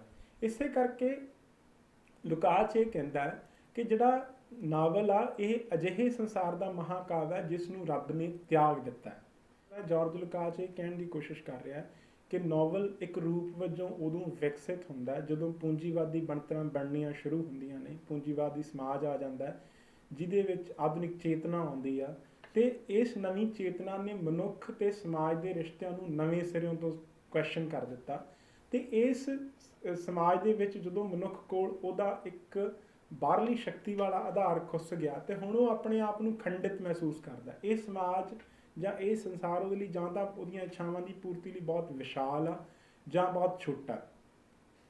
ਤਾਂ ਇਸ ਸਥਿਤੀ ਦੇ ਵਿੱਚ ਜਿਹੜੇ ਪੁਰਾਣੇ ਸਾਹਿਤ ਰੂਪ ਨੇ, ਪੁਰਾਣੇ ਬਿਰਤਾਂਤਕ ਸਾਹਿਤ ਰੂਪ ਨੇ, ਉਹ ਉਹਦੀ ਮਾਨਸਿਕਤਾ ਨੂੰ, ਉਹਦੇ ਉਸ ਅਨੁਭਵ ਨੂੰ ਬਿਆਨ ਨਹੀਂ ਕਰ ਸਕਦੇ। ਉਹਦੇ ਉਸ ਨਿਵੇਕਲੇ ਅਨੁਭਵ ਨੂੰ ਬਿਆਨ ਕਰਨ ਲਈ ਨਾਵਲ ਪੈਦਾ ਹੁੰਦਾ। ਤੇ ਇਸ ਤੋਂ ਅੱਗੇ ਲੁਕਾਚ ਇਹ ਸਪਸ਼ਟ ਕਰਦਾ ਕਿ ਇਸ ਵੇਲੇ ਜਿਹੜੀ ਲੋੜ ਇਸ ਗੱਲ ਦੀ ਆ ਕਿ ਉਹੀ ਕਲਾਕਾਰ ਜਾਂ ਨਾਵਲਕਾਰ ਮਹਾਨ ਹਨ ਜੋ ਮਨੁੱਖੀ ਜੀਵਨ ਦੀ ਇਕਸੁਰ ਅਖੰਡਤਾ ਨੂੰ ਮੁੜ ਤੋਂ ਗ੍ਰਹਿਣ ਕਰ ਸਕਦੇ ਨੇ ਤੇ ਸਿਰਜ ਸਕਦੇ ਹੋਣ। ਤਾਂ ਉਹ ਇਹ ਕਹਿੰਦਾ ਕਿ ਮਨੁੱਖ ਇਸ ਵੇਲੇ ਆਪਣੇ ਆਪ ਨੂੰ ਖੰਡਿਤ ਤੇ ਬੇਗਾਨਾ ਹੋਇਆ ਮਹਿਸੂਸ ਕਰਦਾ, ਐਲੀਨੇਟਡ ਮਹਿਸੂਸ ਕਰਦਾ। ਇਹਦੇ ਵਿੱਚ ਜਿਹੜਾ ਸਾਹਿਤਕਾਰ ਆ ਉਹਦਾ ਕੰਮ ਆ ਕਿ ਉਹ ਉਸ ਮਨੁੱਖ ਨੂੰ ਇੱਕ ਸੁਰਤਾ ਵਿੱਚ ਬਿਆਨ ਕਰੇ, ਤੇ ਇਹ ਜਿਹੜੀ ਨਵੀਂ ਵਿਧੀ ਆ ਜਾਂ ਇਸ ਇਕਸੁਰਤਾ ਵਿੱਚ ਬਿਆਨ ਕਰਨ ਨੂੰ ਉਹ ਯਥਾਰਥਵਾਦ ਦਾ ਨਾਮ ਦਿੰਦਾ। ਯਥਾਰਥਵਾਦੀ ਕਿਰਤ ਦਾ ਮਤਲਬ ਇਹ ਆ ਕਿ ਯਥਾਰਥਵਾਦੀ ਕਿਰਤ ਉਦੋਂ ਪੈਦਾ ਹੁੰਦੀ ਜਦੋਂ ਮਨੁੱਖ ਕੁਦਰਤ ਅਤੇ ਇਤਿਹਾਸ ਦੀ ਜਟਿਲਤਾ ਦੇ ਸੰਬੰਧਾਂ ਨੂੰ ਸਮੁੱਚਤਾ ਦੇ ਵਿੱਚ ਬਿਆਨ ਕੀਤਾ ਜਾਂਦਾ ਹੈ। ਇਹ ਸਥਾਪਿਤ ਕਰਨ ਦੀ ਕੋਸ਼ਿਸ਼ ਕਰਦਾ ਕਿ ਹਰੇਕ ਇੱਕ ਯੁੱਗ ਦੀਆਂ ਆਪਣੀਆਂ ਆਰਥਿਕ ਇਤਿਹਾਸਕ ਵੇਗਵਾਨ ਸ਼ਕਤੀਆਂ ਹੁੰਦੀਆਂ ਨੇ ਜੋ ਉਸ ਸਮਾਜ ਨੂੰ ਵਿਕਾਸ ਦੇ ਅਗਲੇ ਪੜਾਅ 'ਤੇ ਲੈ ਕੇ ਜਾ ਰਹੀਆਂ ਹੁੰਦੀਆਂ ਨੇ, ਜਿਹਦੇ ਕਰਕੇ ਸਮਾਜ ਦੇ ਵਿੱਚ ਤਬਦੀਲੀ ਆਉਂਦੀ ਹੈ। ਇਹਦੇ ਲਈ ਉਹ ਸ਼ਬਦ ਵਰਤਦਾ ਟਿਪੀਕੈਲਿਟੀ, ਜਿਹਨੂੰ ਅਸੀਂ ਪੰਜਾਬੀ ਦੇ ਵਿੱਚ ਵਿਸ਼ਿਸ਼ਟਤਾ ਜਾਂ ਪ੍ਰਤੀਨਿਧ ਦੇ ਵਜੋਂ ਅਨੁਵਾਦ ਕਰ ਸਕਦੇ ਹਾਂ ਕਿ ਹਰੇਕ ਸਮਾਜ ਦੀਆਂ ਕੁਝ ਪ੍ਰਤੀਨਿਧ ਤਬਦੀਲੀਆਂ ਹੁੰਦੀਆਂ ਨੇ, ਬਣਤਰਾਂ ਹੁੰਦੀਆਂ ਨੇ। ਤਾਂ ਲੁਕਾਚ ਦਾ ਕਹਿਣਾ ਹੈ ਕਿ ਇਹ ਜਿਹੜੀਆਂ ਵੇਗਵਾਨ ਸ਼ਕਤੀਆਂ ਨੇ ਇਹ ਸਮਾਜ ਵਿੱਚ ਤਬਦੀਲੀ ਅਤੇ ਵਿਕਾਸ ਲੈ ਕੇ ਆਉਂਦੀਆਂ ਨੇ ਤੇ ਇਹ ਸਮਾਜ ਨੂੰ ਉਸ ਤੋਂ ਅਗਲੇ ਪੜਾਅ ਦੇ ਵਿੱਚ ਲੈ ਕੇ ਜਾਂਦੀਆਂ ਨੇ। ਇਸ ਸੰਚਾਲਕ ਵੇਗ ਨੂੰ ਲੁਕਾਚ ਵਿਸ਼ਵ ਇਤਿਹਾਸਕਤਾ ਵਜੋਂ ਯਾਨੀ ਵਰਲਡ ਹਿਸਟੋਰੀਕਲ ਵਜੋਂ ਸੰਕਲਪਬੱਧ ਕਰਦਾ ਹੈ। ਤੇ ਉਹ ਇਹ ਕਹਿਣ ਦੀ ਇਹ ਕੋਸ਼ਿਸ਼ ਕਰ ਰਿਹਾ ਕਿ ਜਿਹੜਾ ਯਥਾਰਥਵਾਦੀ ਲੇਖਕ ਆ ਉਹਦਾ ਕੰਮ ਇਹ ਆ ਕਿ ਉਹ ਮਨੁੱਖ ਨੂੰ ਇਸ ਤਰ੍ਹਾਂ ਨਾਲ ਬਿਆਨ ਕਰੇ ਕਿ ਜਿਹਦੇ ਵਿੱਚ ਇੱਕ ਵਿਅਕਤੀਗਤ ਹੋਂਦ ਵੀ ਹੋਵੇ ਤੇ ਨਾਲ ਦੀ ਨਾਲ ਉਸ ਸਮੇਂ ਦੀ ਜਿਹੜੀ ਵਿਸ਼ਵ ਇਤਿਹਾਸਕਤਾ ਹੈ, ਜਿਹੜੀਆਂ ਉਸ ਸਮੇਂ ਦੀਆਂ ਇਤਿਹਾਸ ਦੀਆਂ ਦੇ ਰੁਝਾਨ ਨੇ, ਪ੍ਰਤੀਨਿਧ ਰੁਝਾਨ ਨੇ, ਉਹ ਵੀ ਉਹਦੇ ਵਿੱਚੋਂ ਪ੍ਰਗਟ ਹੋਣੇ ਚਾਹੀਦੇ ਨੇ ਤੇ ਉਹਨੂੰ ਇੱਕ ਕੋਹਰੈਂਸ ਦੇ ਵਿੱਚ ਤੇ ਇੱਕਮਿਕਤਾ ਦੇ ਵਿੱਚ ਬਿਆਨ ਕੀਤਾ ਜਾਵੇ। ਯਾਨੀ ਇੱਕ ਵਿਅਕਤੀ ਦੁਆਰਾ ਜੀਵੇ ਜਾ ਰਹੇ ਅਨੁਭਵ ਦੇ ਵਿੱਚੋਂ, ਇੰਦਰਿਆਵੀ ਅਨੁਭਵ ਦੇ ਵਿੱਚੋਂ, ਉਹਦੇ ਕਾਰਜਾਂ ਦੇ ਵਿੱਚੋਂ ਉਸ ਸਮੇਂ ਦੀ ਇਤਿਹਾਸਕਤਾ ਨੂੰ, ਉਸ ਸਮੇਂ ਦੇ ਪ੍ਰਤੀਨਿਧ ਰੁਝਾਨਾਂ ਨੂੰ ਬਿਆਨ ਕੀਤਾ ਜਾਵੇ। ਇਹ ਯਥਾਰਥਵਾਦੀ ਜਿਹੜੀ ਰਚਨਾ ਹੈ ਉਹਦਾ ਇੱਕ ਆਦਰਸ਼ ਮਿੱਥ ਹੈ। ਅੱਗੇ ਲੁਕਾਚ ਇੱਕ ਹੋਰ ਬਹੁਤ ਦਿਲਚਸਪ ਟਿੱਪਣੀ ਕਰਦਾ, ਉਹ ਇਹ ਸਥਾਪਿਤ ਕਰਦਾ ਕਿ ਕੋਈ ਲੇਖਕ ਅਜਿਹਾ ਕਰ ਪਾਉਂਦਾ ਕਿ ਨਹੀਂ ਕਰ ਪਾਉਂਦਾ। ਇਹ ਇਸ ਗੱਲ 'ਤੇ ਨਿਰਭਰ ਨਹੀਂ ਕਰਦਾ ਕਿ ਉਹ ਲੇਖਕ ਕਿੰਨਾ ਪ੍ਰਤਿਭਾਵਾਨ ਆ, ਸਗੋਂ ਇਸ ਗੱਲ 'ਤੇ, ਇਸ ਸਥਿਤੀ 'ਤੇ ਨਿਰਭਰ ਕਰਦਾ ਕਿ ਉਹ ਲੇਖਕ ਇਤਿਹਾਸ ਦੀ ਕਿਹੜੀ ਸਥਿਤੀ ਦੇ ਵਿੱਚ ਮੌਜੂਦ ਆ, ਯਾਨੀ ਲੇਖਕ ਦੀ ਇਤਿਹਾਸ ਦੇ ਦਰਮਿਆਨ ਸਥਿਤੀ ਕੀ ਆ। ਇੱਥੇ ਇੰਪੋਰਟੈਂਟ ਆਪਾਂ ਨੂੰ ਧਿਆਨ ਦੇਣ ਦੀ ਲੋੜ ਆ ਕਿ ਮਾਰਕਸਵਾਦੀ ਦ੍ਰਿਸ਼ਟੀਕੋਣ ਤੋਂ ਜਿਹੜਾ ਹਿਊਮਨ ਏਜੰਸੀ ਦਾ ਸੰਕਲਪ ਆ ਉਹ ਵੀ ਇੰਪੋਰਟੈਂਟ ਆ। ਤੇ ਜਦੋਂ ਅਸੀਂ ਰੂਪ ਤੇ ਅੰਤਰ ਵਸਤੂ ਦੇ ਸੰਬੰਧਾਂ ਨੂੰ ਦੇਖ ਰਹੇ ਹਾਂ ਤਾਂ ਆਪਾਂ ਨੂੰ ਇਹ ਵੀ ਸਮਝਣਾ, ਧਿਆਨ 'ਚ ਰੱਖਣਾ ਚਾਹੀਦਾ ਕਿ ਲੇਖਕ ਦਾ ਕੀ ਮਹੱਤਵ ਆ, ਲੇਖਕ ਦੀ ਪ੍ਰਤਿਭਾ ਦਾ ਕੀ ਯੋਗਦਾਨ ਹੁੰਦਾ। ਤੇ ਲੁਕਾਚ ਇੱਥੇ ਸਪਸ਼ਟ ਕਰਦਾ ਕਿ ਜੇ ਕੋਈ ਲੇਖਕ ਇੱਕ ਯਥਾਰਥਵਾਦੀ ਉੱਚੀ ਕਿਸਮ ਦੀ ਰਚਨਾ ਰਚ ਸਕਦਾ ਤਾਂ ਇਹਦੀ ਪ੍ਰਤਿਭਾ ਉਹਦੇ ਲਈ ਘੱਟ ਜ਼ਿੰਮੇਵਾਰ ਆ, ਸਗੋਂ ਉਹ ਇਤਿਹਾਸਕ ਸਥਿਤੀਆਂ ਜ਼ਿੰਮੇਵਾਰ ਨੇ। ਲੁਕਾਚ ਇਹ ਸਥਾਪਿਤ ਕਰਨ ਦੀ ਕੋਸ਼ਿਸ਼ ਕਰਦਾ ਕਿ ਮਹਾਨ ਯਥਾਰਥਵਾਦੀ ਲੇਖਕ ਉਸ ਇਤਿਹਾਸ ਵਿੱਚੋਂ ਜਨਮਦੇ ਨੇ ਜਿਹੜਾ ਬਣ ਰਿਹਾ ਹੁੰਦਾ। ਤੇ ਉਹ ਮਿਸਾਲ ਦਿੰਦਾ 19ਵੀਂ ਸਦੀ ਦੇ ਮੁੱਢਲੇ ਇਨਕਲਾਬੀ ਦੌਰ ਦੀ, ਕਿ ਜਿਹੜੇ ਲੇਖਕ ਉਸ ਸਮੇਂ ਦੇ ਇਨਕਲਾਬੀ ਸਮਿਆਂ ਦੇ ਵਿੱਚ ਮੌਜੂਦ ਸਨ ਉਹ ਆਪਣੇ ਸਮੇਂ ਨੂੰ ਇਤਿਹਾਸ ਵਜੋਂ ਦੇਖ ਸਕਣ ਦੇ ਕਾਬਿਲ ਸਨ ਤੇ ਆਪਣੇ ਤੋਂ ਪਹਿਲੇ ਸਮਿਆਂ ਨੂੰ ਆਪਣੇ ਸਮੇਂ ਦੇ ਪੂਰਵ ਇਤਿਹਾਸ ਵਜੋਂ ਸਮਝਣ ਦੇ ਕਾਬਿਲ ਸਨ। ਇਸ ਕਰਕੇ ਉਹ ਉੱਤਮ ਪਾਏ ਦੀਆਂ, ਉੱਚ ਪਾਏ ਦੀਆਂ ਰਚਨਾਵਾਂ ਲਿਖਣ ਦੇ ਕਾਬਿਲ ਹੋ ਸਕੇ। ਆਪਣੇ ਇਸ ਤਰਕ ਨੂੰ ਉਹ ਹੋਰ ਅੱਗੇ ਇਸ ਤਰੀਕੇ ਨਾਲ ਵਧਾਉਂਦਾ ਕਿ ਜਦੋਂ 1848 ਦਾ ਯੂਰਪੀ ਇਨਕਲਾਬ ਫੇਲ ਹੋ ਜਾਂਦਾ ਤਾਂ ਜਿਹੜੇ ਉਸ ਸਮੇਂ ਲੇਖਕ ਲਿਖ ਰਹੇ ਨੇ ਉਹ ਇਤਿਹਾਸ ਦੇ ਵਿੱਚ ਹੋਰ ਤਰ੍ਹਾਂ ਨਾਲ ਮੌਜੂਦ ਨੇ। ਇਸ ਕਰਕੇ ਉਹਨਾਂ ਦੀਆਂ ਰਚਨਾਵਾਂ ਦੇ ਵਿੱਚ ਉਸ ਤਰ੍ਹਾਂ ਦਾ ਯਥਾਰਥਵਾਦ ਨਹੀਂ ਆ ਸਕੇਗਾ ਜਿਹੜਾ ਉਸ ਤੋਂ ਪਹਿਲਾਂ ਦੇ ਵਿੱਚ ਮੌਜੂਦ ਸੀਗਾ। ਹੁਣ ਜਿਹੜਾ ਲੇਖਕ ਪੈਦਾ ਹੋਏਗਾ ਜਾਂ ਹੁਣ ਜਿਹੜਾ ਲੇਖਕ ਲਿਖ ਰਿਹਾ ਉਹ ਆਪਣੀਆਂ ਇਤਿਹਾਸਕਤਾ ਤੋਂ ਟੁੱਟ ਜਾਂਦਾ ਹੈ। ਉਹ ਹੁਣ ਇਤਿਹਾਸ ਦੇ ਵਿੱਚ ਕਿਰਿਆਸ਼ੀਲ ਏਜੰਸੀ ਵਜੋਂ ਸ਼ਾਮਿਲ ਨਹੀਂ ਹੈਗਾ, ਸਗੋਂ ਲੇਖਕ ਮਹਿਜ਼ ਇੱਕ ਅਬਜ਼ਰਵਰ ਬਣ ਕੇ ਰਹਿ ਗਿਆ। ਇਸ ਕਰਕੇ ਜਿਹੜੀਆਂ ਉਹਦੀਆਂ ਰਚਨਾਵਾਂ ਨੇ ਜਾਂ ਉਹਦੀਆਂ ਲਿਖਤਾਂ ਨੇ ਉਹ ਆਪਣੇ ਸਮੇਂ ਦੇ ਇਤਿਹਾਸ ਤੋਂ ਟੁੱਟ ਜਾਂਦੀਆਂ ਨੇ। ਤੇ ਲੁਕਾਚ ਦਾ ਕਹਿਣਾ ਹੈ ਕਿ ਜਿਹੜੀ ਰਚਨਾ ਇਤਿਹਾਸ ਤੋਂ ਟੁੱਟ ਜਾਂਦੀ ਆ ਉਹ ਜਾਂ ਤਾਂ ਪ੍ਰਕਿਰਤੀਵਾਦ ਵੱਲ ਚਲੀ ਜਾਂਦੀ ਹੈ ਜਾਂ ਉਹਦੇ 'ਚ ਰੂਪਵਾਦੀ ਰੁਝਾਨ ਜ਼ਿਆਦਾ ਵੱਧ ਜਾਂਦੇ ਨੇ, ਜਿਹਦੇ ਤਹਿਤ ਉਹਦੇ ਵਿੱਚ ਐਕਸਪੈਰੀਮੈਂਟੇਸ਼ਨ ਵਧਣੀ ਹੋਣੀ ਸ਼ੁਰੂ ਹੋ ਜਾਂਦੀ ਹੈ। ਇਸ ਤਰੀਕੇ ਨਾਲ ਲੁਕਾਚ ਸਾਹਿਤਕ ਰੂਪ ਨੂੰ ਉਹਦੀ ਇਤਿਹਾਸਕਤਾ ਨਾਲ ਜੋੜਨ ਦੀ ਪਹਿਲਾਂ ਤਾਂ ਨਾਵਲ ਦੇ ਇਤਿਹਾਸ ਨੂੰ ਸਮਝਣ ਦੀ ਕੋਸ਼ਿਸ਼ ਕਰਦਾ, ਫਿਰ ਸਾਹਿਤਕ ਰੂਪ ਨੂੰ ਉਹਦੇ ਇਤਿਹਾਸ ਨਾਲ ਸਮਝਣ ਦਾ ਯਤਨ ਕਰਦਾ ਪਿਆ। ਇਸ ਤੋਂ ਅੱਗੇ ਟੈਰੀ ਈਗਲਟਨ ਇੱਕ ਹੋਰ ਚਿੰਤਕ ਦਾ ਚਰਚਾ ਕਰਦਾ ਹੋਇਆ ਲੂਸੀਅਨ ਗੋਲਡਮਾਨ। ਲੂਸੀਅਨ ਗੋਲਡਮਾਨ ਦਾ ਇੱਕ ਮਹੱਤਵਪੂਰਨ ਸੰਕਲਪ ਆ ਜੈਨੇਟਿਕ ਸਟਰਕਚਰਲਿਜ਼ਮ, ਜਿਹਨੂੰ ਅਸੀਂ ਅਣੁਵੰਸ਼ਕ ਸੰਰਚਨਾਵਾਦ ਦੇ ਰੂਪ ਦੇ ਤੌਰ ਤੇ ਅਨੁਵਾਦ ਕੀਤਾ ਇਸ ਲੇਖ ਦੇ ਵਿੱਚ। ਇਹ ਸੰਕਲਪ ਉਹਦਾ ਦ ਹਿਡਨ ਗॉड ਤੇ ਸੋਸ਼ੀਓਲੋਜੀ ਆਫ ਨਾਵਲ ਕਿਤਾਬਾਂ ਦੇ ਵਿੱਚ ਮਿਲਦਾ। ਇਹ ਜਿਹੜਾ ਸਿਧਾਂਤਕਾਰ ਆ ਉਹ ਇਹ ਸਮਝਣ ਦੀ ਕੋਸ਼ਿਸ਼ ਕਰਦਾ ਕਿ ਜਿਹੜੀਆਂ ਕਿਸੇ ਸਮਾਜ ਦੀਆਂ ਸਮਾਜਿਕ, ਮਾਨਸਿਕ ਤੇ ਸਾਹਿਤਕ ਬਣਤਰਾਂ ਨੇ ਉਹ ਕਿਵੇਂ ਬਣਦੀਆਂ ਨੇ। ਖਾਸ ਤੌਰ ਤੇ ਉਹ ਇਹ ਸਮਝਣ ਦਾ ਯਤਨ ਕਰਦਾ ਕਿ ਜਿਹੜੀਆਂ ਵੀ ਕਿਸੇ ਸਮਾਜ ਦੀਆਂ ਮਾਨਸਿਕ ਬਣਤਰਾਂ ਨੇ ਉਹ ਇੱਕ ਵਿਅਕਤੀ ਤੋਂ ਪਾਰ ਹੁੰਦੀਆਂ ਨੇ ਤੇ ਉਹ ਇੱਕ ਸਮੂਹਕ ਪੱਧਰ ਤੇ ਸਿਰਜੀਆਂ ਗਈਆਂ ਹੁੰਦੀਆਂ ਨੇ, ਜਿਹਦੇ 'ਚ ਪੂਰਾ ਸਮੂਹ ਸ਼ਾਮਲ ਹੁੰਦਾ, ਜਿਨ੍ਹਾਂ ਨੂੰ ਉਹ ਪਾਰ ਵਿਅਕਤੀ ਮਾਨਸਿਕ ਸੰਰਚਨਾਵਾਂ ਦਾ ਨਾਮ ਦਿੰਦਾ, ਜੋ ਲੰਮੀ ਇਤਿਹਾਸਕ ਪਰੰਪਰਾ ਦੇ ਵਿੱਚੋਂ ਬਣੀਆਂ ਹੁੰਦੀਆਂ ਨੇ। ਇਹਦਾ ਮਤਲਬ ਉਹ ਇਹ ਕਹਿ ਰਿਹਾ ਕਿ ਜਿਹੜੇ ਰੂਪ ਸਿਰਜੇ ਜਾਂਦੇ ਨੇ, ਭਾਵੇਂ ਉਹ ਸਾਹਿਤਕ ਰੂਪ ਨੇ ਜਾਂ ਹੋਰ ਤਰ੍ਹਾਂ ਦੇ ਰੂਪ ਨੇ, ਉਹ ਇੱਕ ਵਿਅਕਤੀਗਤ ਸਿਰਜਣਾ ਨਹੀਂ, ਸਗੋਂ ਇੱਕ ਲੰਮੀ ਇਤਿਹਾਸਕ ਪ੍ਰਕਿਰਿਆ ਦੇ ਵਿੱਚ ਸਮੂਹ ਰਾਹੀਂ ਸਿਰਜੇ ਗਏ ਹੁੰਦੇ ਨੇ। ਤੇ ਇਸ ਗੱਲ ਨੂੰ ਸਮਝਣ ਲਈ ਉਹ ਦੋ ਸੰਕਲਪਾਂ ਦੀ, ਦੋ ਅਨੁਸ਼ਾਸਨਾਂ ਦੀ ਵਰਤੋਂ ਕਰਦਾ, ਜੈਨੇਟਿਕ ਤੇ ਸਟਰਕਚਰਲਿਜ਼ਮ। ਸਟਰਕਚਰਲਿਜ਼ਮ ਦੀ ਵਰਤੋਂ ਇਸ ਕਰਕੇ ਕੀਤੀ ਜਾ ਰਹੀ ਹੈ ਕਿ ਇੱਥੇ ਲੂਸੀਅਨ ਗੋਲਡਮਾਨ ਉਸ ਵਸਤੂ ਨਾਲੋਂ ਜ਼ਿਆਦਾ ਉਹਦੀ ਸੰਰਚਨਾ ਨੂੰ ਸਮਝਣ ਲਈ ਜ਼ਿਆਦਾ ਮਹੱਤਵਪੂਰਨ ਸਮਝਦਾ ਪਿਆ।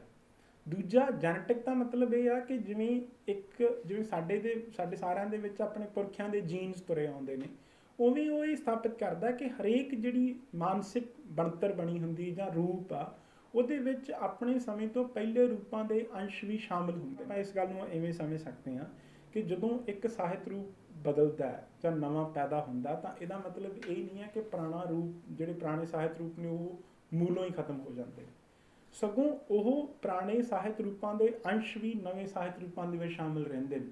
ਜਿਵੇਂ ਆਪਾਂ ਇਹ ਕਹੀਏ ਕਿ ਪੰਜਾਬੀ ਦੇ ਵਿੱਚ 20ਵੀਂ ਸਦੀ ਦੇ ਵਿੱਚ ਨਾਵਲ ਲਿਖਿਆ ਜਾਣਾ ਸ਼ੁਰੂ ਹੁੰਦਾ, ਪਰ ਨਾਵਲ ਦੇ ਵਿੱਚ ਵੀ ਅਸੀਂ ਦੇਖਦੇ ਹਾਂ ਕਿ ਜਿਹੜੀਆਂ ਸਾਡੀਆਂ ਪੁਰਾਣੀਆਂ ਕਥਾ ਪਰੰਪਰਾ ਨੇ, ਸਾਖੀ ਪਰੰਪਰਾ, ਵਾਰਾਂ ਨੇ, ਉਹਨਾਂ ਦੇ ਅੰਸ਼ ਸਾਨੂੰ ਮਿਲ ਜਾਂਦੇ ਨੇ। ਤਾਂ ਇਹਦਾ ਮਤਲਬ ਜਿਹੜੀਆਂ ਮਾਨਸਿਕ ਬਣਤਰਾਂ ਜਾਂ ਰੂਪ ਕਿਸੇ ਸਮਾਜ ਨੇ ਸਿਰਜੇ ਹੁੰਦੇ ਨੇ, ਉਹਦੇ ਵਿੱਚ ਪੁਰਾਣੀਆਂ ਬਣਤਰਾਂ ਵੀ ਸ਼ਾਮਿਲ ਰਹਿੰਦੀਆਂ ਨੇ।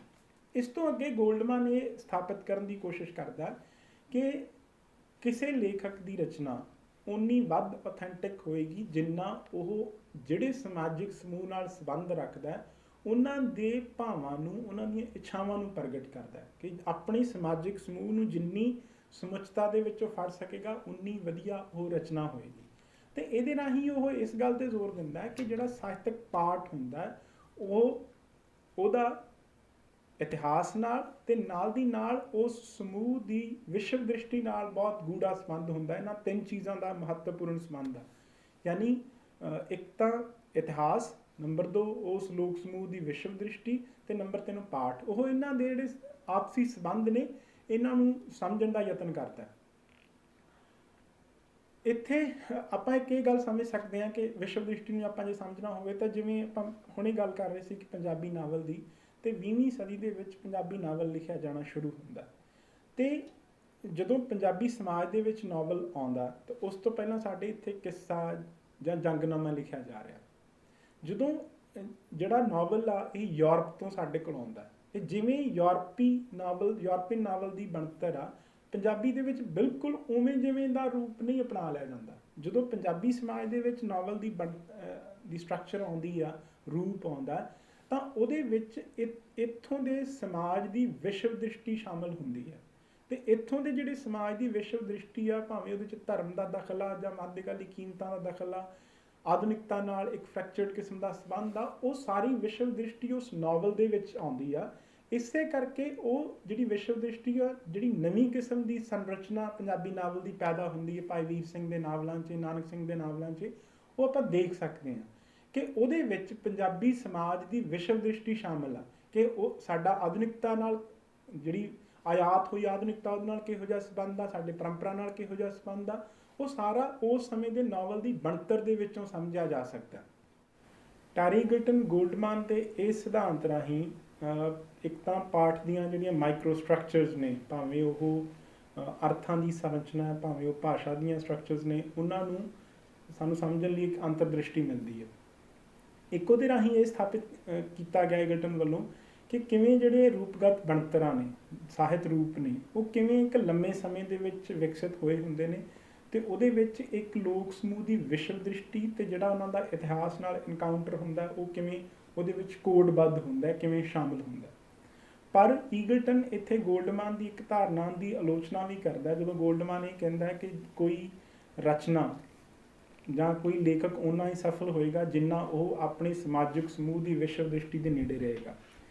ਤਾਂ ਈਗਲਟਨ ਦਾ ਕਹਿਣਾ ਇਹ ਆ ਕਿ ਸਾਹਿਤ ਦੇ ਵਿੱਚ ਕਿਸੇ ਜਮਾਤ ਦੀ ਚੇਤਨਾ ਦਾ ਇੰਨਾ ਸਿੱਧਾ ਪ੍ਰਗਟਾਵਾ ਨਹੀਂ ਹੁੰਦਾ, ਸਗੋਂ ਇਹ ਜਿਹੜਾ ਰਿਸ਼ਤਾ ਹੁੰਦਾ ਇਹ ਇੱਕ ਬਹੁਤ ਕੰਪਲੈਕਸ ਜੁੱਟਾਂ ਦਾ ਬਣਿਆ, ਜਿਹਦੇ ਵਿੱਚ ਉਸ ਸਮੇਂ ਦੀਆਂ ਜਿਹੜੀਆਂ ਸਮਾਜਿਕ ਸਿਰਜਣਾਵਾਂ ਨੇ ਉਹ ਵੀ ਸ਼ਾਮਿਲ ਨੇ, ਉਹਨਾਂ ਸਮਾਜਿਕ ਸਿਰਜਣਾਵਾਂ ਦਾ ਜਾਂ ਸੰਰਚਨਾਵਾਂ ਦਾ ਰੂਪ ਸਾਹਿਤ ਦੇ ਰੂਪਾਂ ਨਾਲ ਇੱਕ ਵੱਖਰੇ ਤਰ੍ਹਾਂ ਦਾ ਸੰਬੰਧ ਆ। ਇਹ ਇੱਕ ਜਟਿਲ ਵਰਤਾਰਾ ਅਤੇ ਇਹ ਇੰਨਾ ਸਿੱਧਾ ਵਰਤਾਰਾ ਨਹੀਂ ਹੋ ਸਕਦਾ। ਲੇਖ ਦੇ ਅਗਲੇ ਹਿੱਸੇ ਦੇ ਵਿੱਚ ਜਾਂ ਲੇਖ ਦਾ ਇੱਕ ਦੂਜਾ ਪਾਸਾ ਆ ਰਿਹਾ ਉਹ ਕਿ ਈਗਲਟਨ ਰੂਪ ਦੀ ਵਿਚਾਰਧਾਰਾ ਨਾਲ ਸੰਬੰਧ ਸਥਾਪਿਤ ਕਰਦਾ, ਅਤੇ ਉਹ ਇਸ ਲੇਖ ਦੀ ਸ਼ੁਰੂਆਤ, ਜਿਵੇਂ ਆਪਾਂ ਪਹਿਲਾਂ ਵੀ ਗੱਲ ਕੀਤੀ ਕਿ ਲੇਖ ਦੀ ਸ਼ੁਰੂਆਤ ਲੁਕਾਸ ਦੇ ਉਸ ਵਾਕ ਨਾਲ ਕਰਦਾ ਕਿ ਅਸਲ ਦੇ ਵਿੱਚ ਸਾਹਿਤਕ ਕਿਰਤ ਦੇ ਵਿੱਚ ਵਸਤੂ ਨਹੀਂ ਸਗੋਂ ਰੂਪ ਵਿਚਾਰਧਾਰਾ ਦੇ ਵਾਹਕ ਹੁੰਦੇ ਨੇ। ਅਤੇ ਉਹ ਇਸ ਗੱਲ ਤੋਂ ਸਾਨੂੰ ਖਬਰਦਾਰ ਵੀ ਕਰਦਾ ਕਿ ਜਦੋਂ ਅਸੀਂ ਸਿਰਫ ਜੇ ਕੋਈ ਕਿਸੇ ਰਚਨਾ ਦੀ ਵਸਤੂ ਦੇ ਆਧਾਰ 'ਤੇ ਉਹਦੀ ਵਿਚਾਰਧਾਰਾ ਨੂੰ ਸਮਝਣ ਦਾ ਯਤਨ ਕਰਦੇ ਹਾਂ ਤਾਂ ਉਹ ਬਹੁਤ ਪੇਤਲੀ ਕਿਸਮ ਦੀ ਸਮਝਦਾਰੀ ਹੋਏਗੀ। ਇਸ ਕਰਕੇ ਜਿਹੜੀ ਰੂਪ ਦੇ ਵਿੱਚ ਕੋਡਬੱਧ ਵਿਚਾਰਧਾਰਾ ਜਾਂ ਯਥਾਰਥ ਨੂੰ ਦੇਖਣ ਦਾ ਇੱਕ ਵਿਸ਼ੇਸ਼ ਦ੍ਰਿਸ਼ਟੀਕੋਣ ਆ ਉਹ ਵੀ ਇੰਪੋਰਟੈਂਟ ਆ। ਇੱਥੇ ਇੱਕ ਬੜੀ ਮਹੱਤਵਪੂਰਨ ਗੱਲ ਆ ਵਿਚਾਰਧਾਰਾ ਦੇ ਸੰਬੰਧ ਦੇ ਵਿੱਚ, ਉਹ ਇਹ ਆ ਕਿ ਜਿਹੜੇ ਸਾਹਿਤ ਰੂਪ ਨੇ ਆਮ ਤੌਰ 'ਤੇ ਜਦੋਂ ਅਸੀਂ ਇਹਨੂੰ ਬਹੁਤ ਸਰਲ ਕਰ ਦਿੰਦੇ ਹਾਂ ਤਾਂ ਇਹ ਕਿਹਾ ਜਾਂਦਾ ਹੈ ਕਿ ਜਿਹੜੇ ਸਾਹਿਤ ਰੂਪ ਨੇ ਉਹ ਵਸਤੂ ਦਾ ਪ੍ਰਗਟਾਵਾ ਕਰਦੇ ਨੇ।